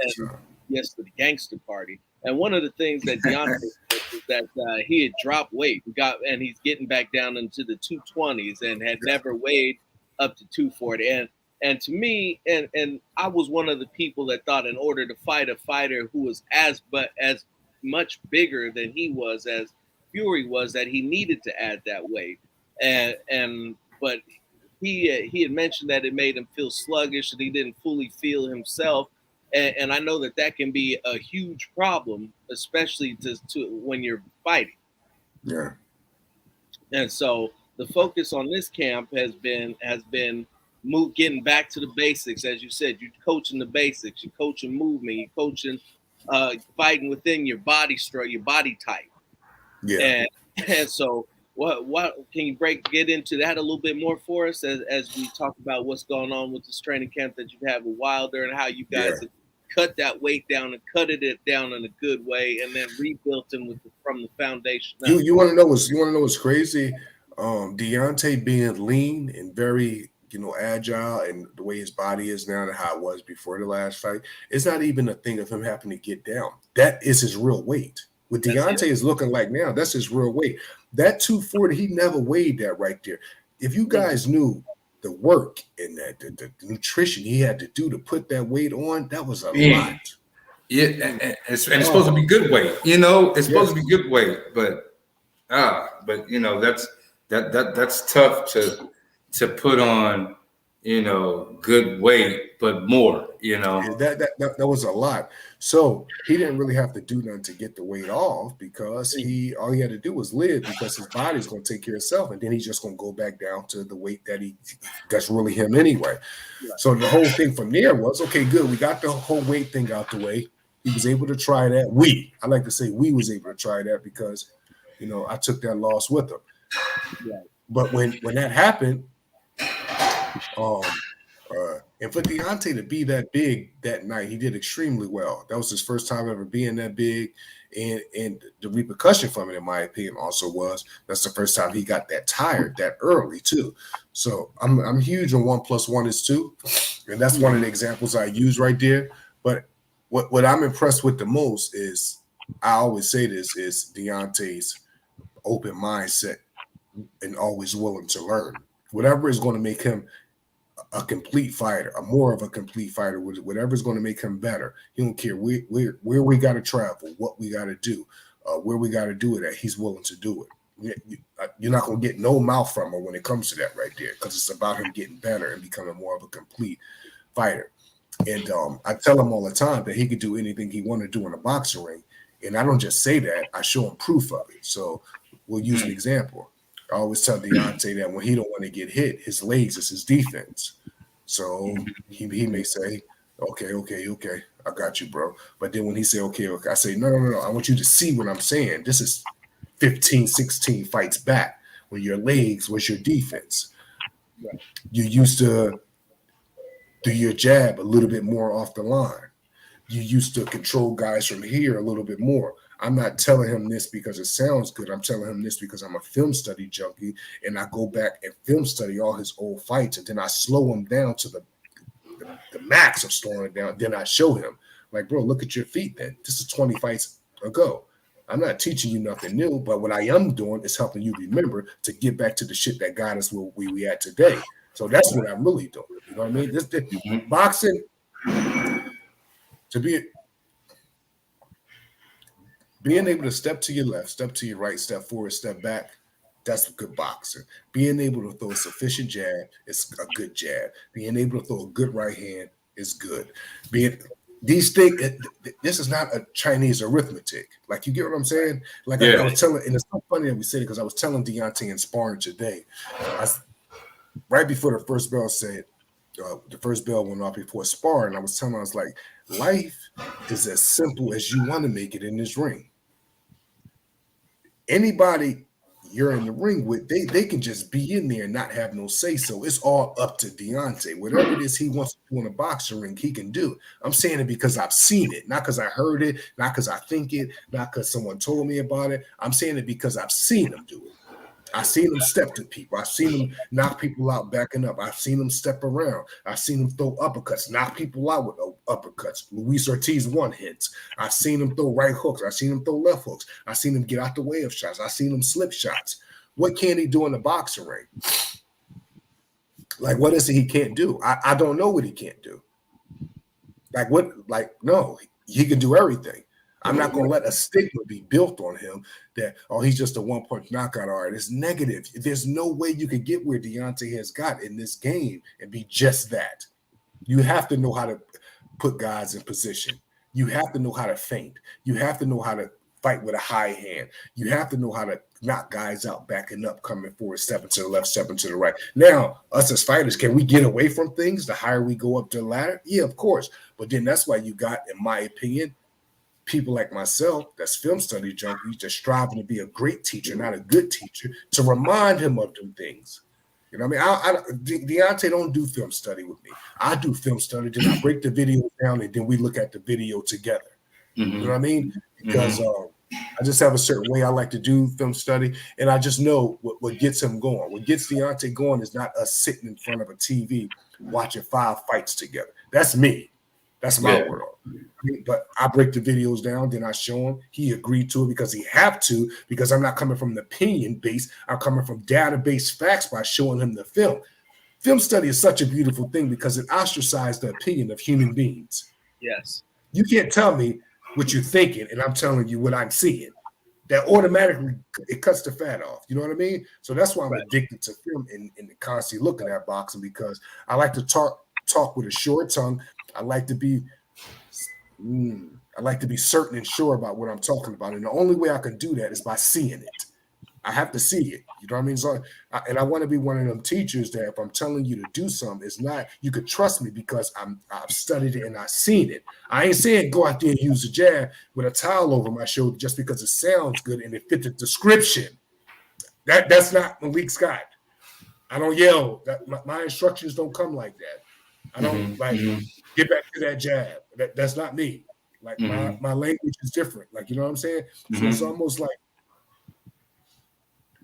the levels, in my opinion, the levels of the game doesn't step up because it goes back to what I was talking about earlier. The levels of the game, for coming from a fundamentally developed base standpoint, it doesn't step up to the level that I wish it would step up to, because everybody is content with rock'em sock'em. Everybody's content with saying the same instructions. Everybody's content with not having no compassion for fighters' trauma on an everyday base. Like, you know what I mean? I refuse to be like that. There's some days, Deontay, I have him box 10, 12 rounds.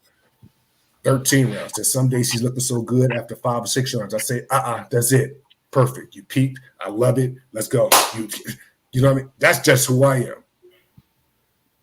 Like if he's in there and I see him in there with guys and he's overcommitting, I speak on that. If I see him with his chin up, I'm speaking on that.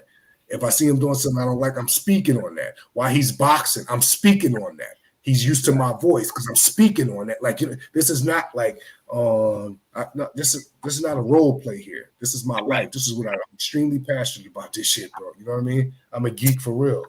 And for that, I remember you said I'm overqualified. And I mean, yes, I mean that with all humble. I'm bringing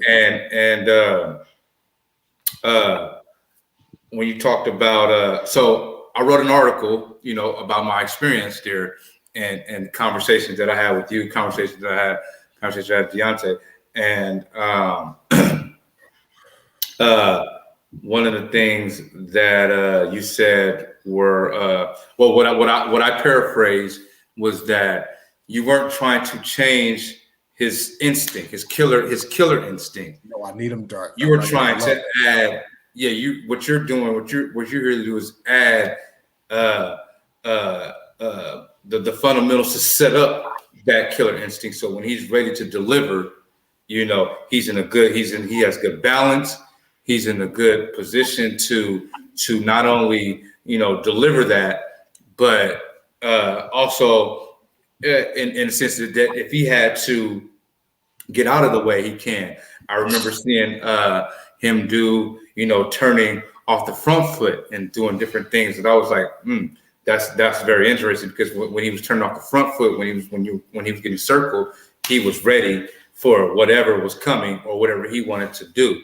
And as we talked about balance earlier, and how you're big on that, and for what his bread and butter is, which is the power, which is the right hand, that balance is going to be tremendous. I don't want to give up too much game. We're gonna see at the gangster party on Saturday. Absolutely, baby. But I definitely see that you're being an addition, not changing his instinct of just destroying what's in front of him, but not allowing him to just be a sitting duck in between, or trying to create that shot, and being off balance and whatnot. So definitely, I want to get to this next question, because I want to hold you too long. I know it's 8:30. You haven't had dinner. I don't know if you ate dinner or whatnot yet. One last question, and then we're going to ask a really relaxed question. I got a couple for you. I've been holding off on. Tony been doing all the talking, but I've been soaking it all up like a sponge. Got my little pad over here, been taking my notes, because I love this too. I love the whole fight thing, and you brought up, and the corner thing was something that I really wanted to touch on, because I'm an untrained eye. I've had some martial arts experience background. That's where I come from. But one of the things that I watched, to your point about cornermen not properly cornering their fighters and watching them take unnecessary punishment. And I tell Tony all the time, I'm like, why is he not telling them to do this? Why is he not saying, okay, this is what's happening. Okay, I know that we have the game plan and we've gone through, we don't want to stray from that. But at what point do you coach up your fighter when the game plan's not working, or they're not properly executing, or the wrinkle needs to be adjusted? Now, I'm sorry, bro. Go ahead, bro. I was gonna say now, and you kind of answered it through the course of it, with saying that you coach your fighter right there at that moment. You let your fighter know when it's happening, which is what I believe it should be as well. Oh yeah, I'm working on the fly. But you could do that when you've been in this game since you've been 12 years old, and all you have done was study boxing and actually fought at high levels and actually still train fighters. Like, I'm heavy in the game. I'm so heavy in the game. So it's almost like when I'm training Deontay, one of my favorite young coaches, Cuz Hill from Tuscaloosa, Alabama. He came up to me the other day. He was like, Malik, I love when Deontay is boxing and you're literally guiding him through it. through the rounds. That's what I believe in. I believe in calling it on the fly, creating a comfortable environment, making a guy overcommit, eventually making him pay because he's a human and he wants to hit you, so you can wait for him to try to hit you, then make him pay. Life is simple like that. It's like I told Deontay. It's for sure. How great are you? As great as I think you are? Because I think you are as great as people knowing Michael Jordan is about to take the last shot and they still can't stop it. This was today I told him. I said that the key thing with you is everyone know what you want to hit them with, but are you great enough, how I know you're great enough, to camouflage it and still get it done? Make them have the audacity to try to stop you. Because if you do everything you're doing in this training camp and in these sparring sessions, no one will be able to beat you. No one. When he's in sniper mode, and he's dark and his spirit is dark and he's on point and he's wanting to be responsible and wanting to take accountability and showing tons of humility, he's the most dangerous heavyweight in the world. World. Hands down. I'm telling you, brother. I'm telling you, man. It's all up to him. Deontay could be undisputed 2-time heavyweight champion of the world. It's all up to him. And it's like you said, it's like everybody knows what he wants, you know, what's coming, you know. Absolutely. But and can they stop it? Right. And even before you came in, they knew it then and they couldn't stop it then. Right. That's what hello. They couldn't stop it then. Ortiz knew it was coming then. So the fact that Ortiz knew it was coming, we're not going to give Deontay Wilder credit and say he still set up a comfortable environment, made it happen. We're going to say, what? This is humans for you. He just a one-punch knockout artist. He ain't doing that. This what goes on. It's crazy. Crazy. Okay, so let's relax a little bit. You're a Philly guy. Is it the Eagles? The Sixers? Hold on. We talking about a man who fights. Now I happened to get on YouTube and look up my man, and I came across Bushido boxing. So was that you live in action? Who? Bushido boxing. Bushido. So that wasn't you. No. Because they had another. Okay. Because they had another Malik Scott in there who was boxing. Where is that at? It's on you. I don't know where it is. It's on YouTube. How old is it? 6 months ago. Oh yeah, was I in Russia? You could fight. Was it that exhibition you did? You did an exhibition, right? Yeah, I went to Belarus for it. Ah, okay. That was just keeping everything sharp. That was for the love of it. Yeah, bro, that's just keeping everything sharp. Just doing it because I can do it, and you know what I mean. Yeah, provide for my family, and also the MMA guy that was there. He's a legend over there. So I wanted to go over there during those times, especially it was during a war time, because I know everyone would think I was crazy for going. So I really wanted to go over there and be comfortable and get it done and touch the people. And I made it back safe. And I believe it was meant for me to be there. That's why it all happened.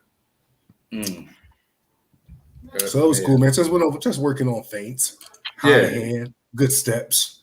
Good jab, offline, decoys. That's making life simple, man. That's it.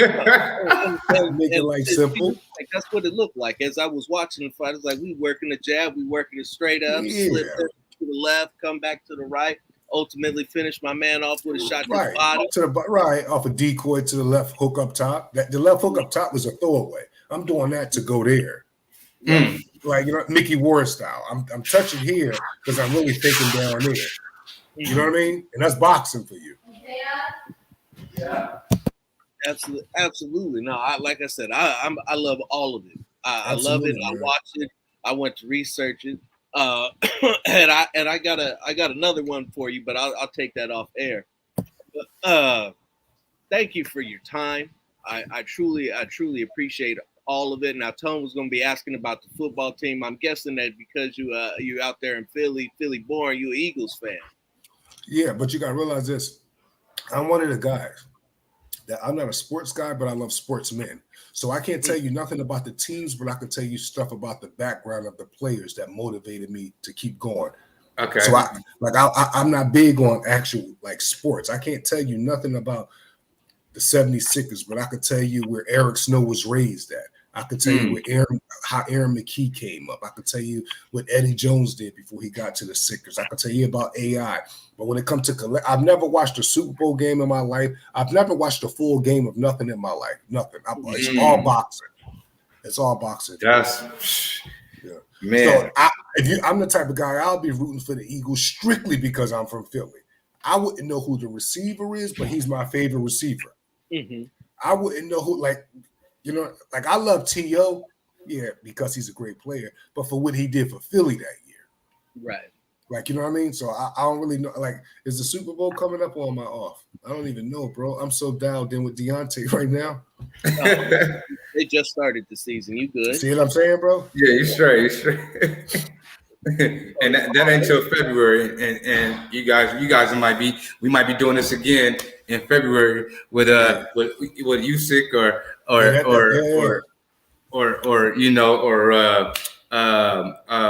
he just beat Ortiz. Garcia. Usyk or AJ. First, we could get rid of Hellenius, Usyk, and AJ. Deontay Wilder's big time boxing. If he's giving anybody an opportunity, it's going to be someone that has a lot to offer, like being undisputed heavyweight champion. So, absolutely, that's with it, brother.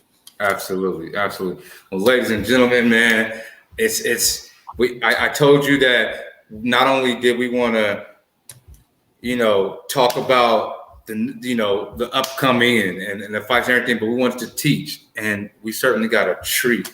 We certainly got a treat for one of the greatest teachers. Anytime, brother. Anytime. In this game. Malik Scott, King Scott, everyone. Thank you very much for everything, man. And we're going to stay in touch, man. All right. Try to make it down to the game. I'm working. I'm working hard, man. I'm working hard. Yes, sir. All right. God bless, guys. God bless. Take care.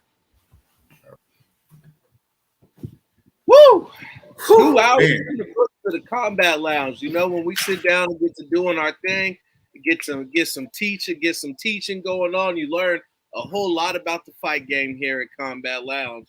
I felt like that was a Bible. I felt like a seminar, a seminar. Yeah, that was a seminar, not an interview. That was, man.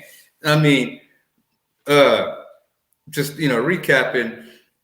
One of my favorite things was just him talking about the different types of jabs, and that may have been one of the smallest things to some people in the whole interview, but a lot of you probably didn't even know there were different types of jabs and how to position them and whatnot. So, oh man, it was everything that I wanted to provide for our viewers, in terms of not just, doing a bunch of information, informational things as far as where you're from and, this and that. But this, that man is 100% about boxing. 100% about boxing. Cannot wait to talk to that man some more about boxing, about the street science, and just to sit back and continue to learn. I'd love to catch that man at the gym and just to watch it live in action. You got a chance to do it. So, we're here at the Combat Lounge. We're the real deal. We might be the new kids on the block, but we're going to do it a little better than everybody else has. Because in order to fully encapsulate something, you got to look at it as a prism from all sides and not just one. And I like to look at this episode as, we came out a little, little off in the early rounds, but damn it, we just finished off strong. Had to get our feet underneath us, get the balance, make sure we kept that chin tucked behind the leg, hands back. Right, behind the knee, that's right. Ready to do it. So again, hit that subscribe button, and jump in the chat, man, and and tell us, what you learned, what you like, what you didn't like. We're here for it. This has been a great reboot of the show. We will be continue to bring this good combat talk to you from a relaxed atmosphere. That's why we are the Combat Lounge. I want to apologize to my co-host Phil. I was just I was just in a kid at Disneyland hearing this man talk boxing. And Just from a standpoint that I love it, man. Man. I thought I was kidding. I'm over here taking notes with a Sharpie because it was the only thing I had handy. I was like the Fred Jenkins way. We're gonna go ahead and look that up. Cuss Hill. Go ahead and look him up. So we're gonna do this fight game. We're gonna bring the boxing, UFC. We got all of that and exhibition fights coming up. This is something that you know what I'm saying that I'm very passionate about as well. I love it. Love everything about this. This is fun to me. It's everybody's vibing. And it's just something special that we can share with you, and that's ultimately the goal of the Combat Lounge is for everybody to just come together, relax, and share the fight game. So we're gonna get out, man. We're gonna eat some dinner, man. What you got up? Phil? We got any shows up because I just want to let the viewers know. Unfiltered Truth. We still got that going. Be on the lookout for Freaks of Wrestling. Yeah. Which will be coming up shortly. Yeah, we got the Unfiltered Truth episode last night, week 4 recap, featuring Levi Edwards, the Raiders digital reporter, and the hood commentator, Big Corey, the storyteller you never knew you needed in your life. But let me tell you, that is one funny man. And so if you haven't heard about Big Corey, check out @BigCorey00 and just be entertained. That man is a treasure. But this is the end of the Combat Lounge. We thank you for joining us. That's Tony. I'm Phil. We out. Now fires back. Oh, there's Fury with the right hand.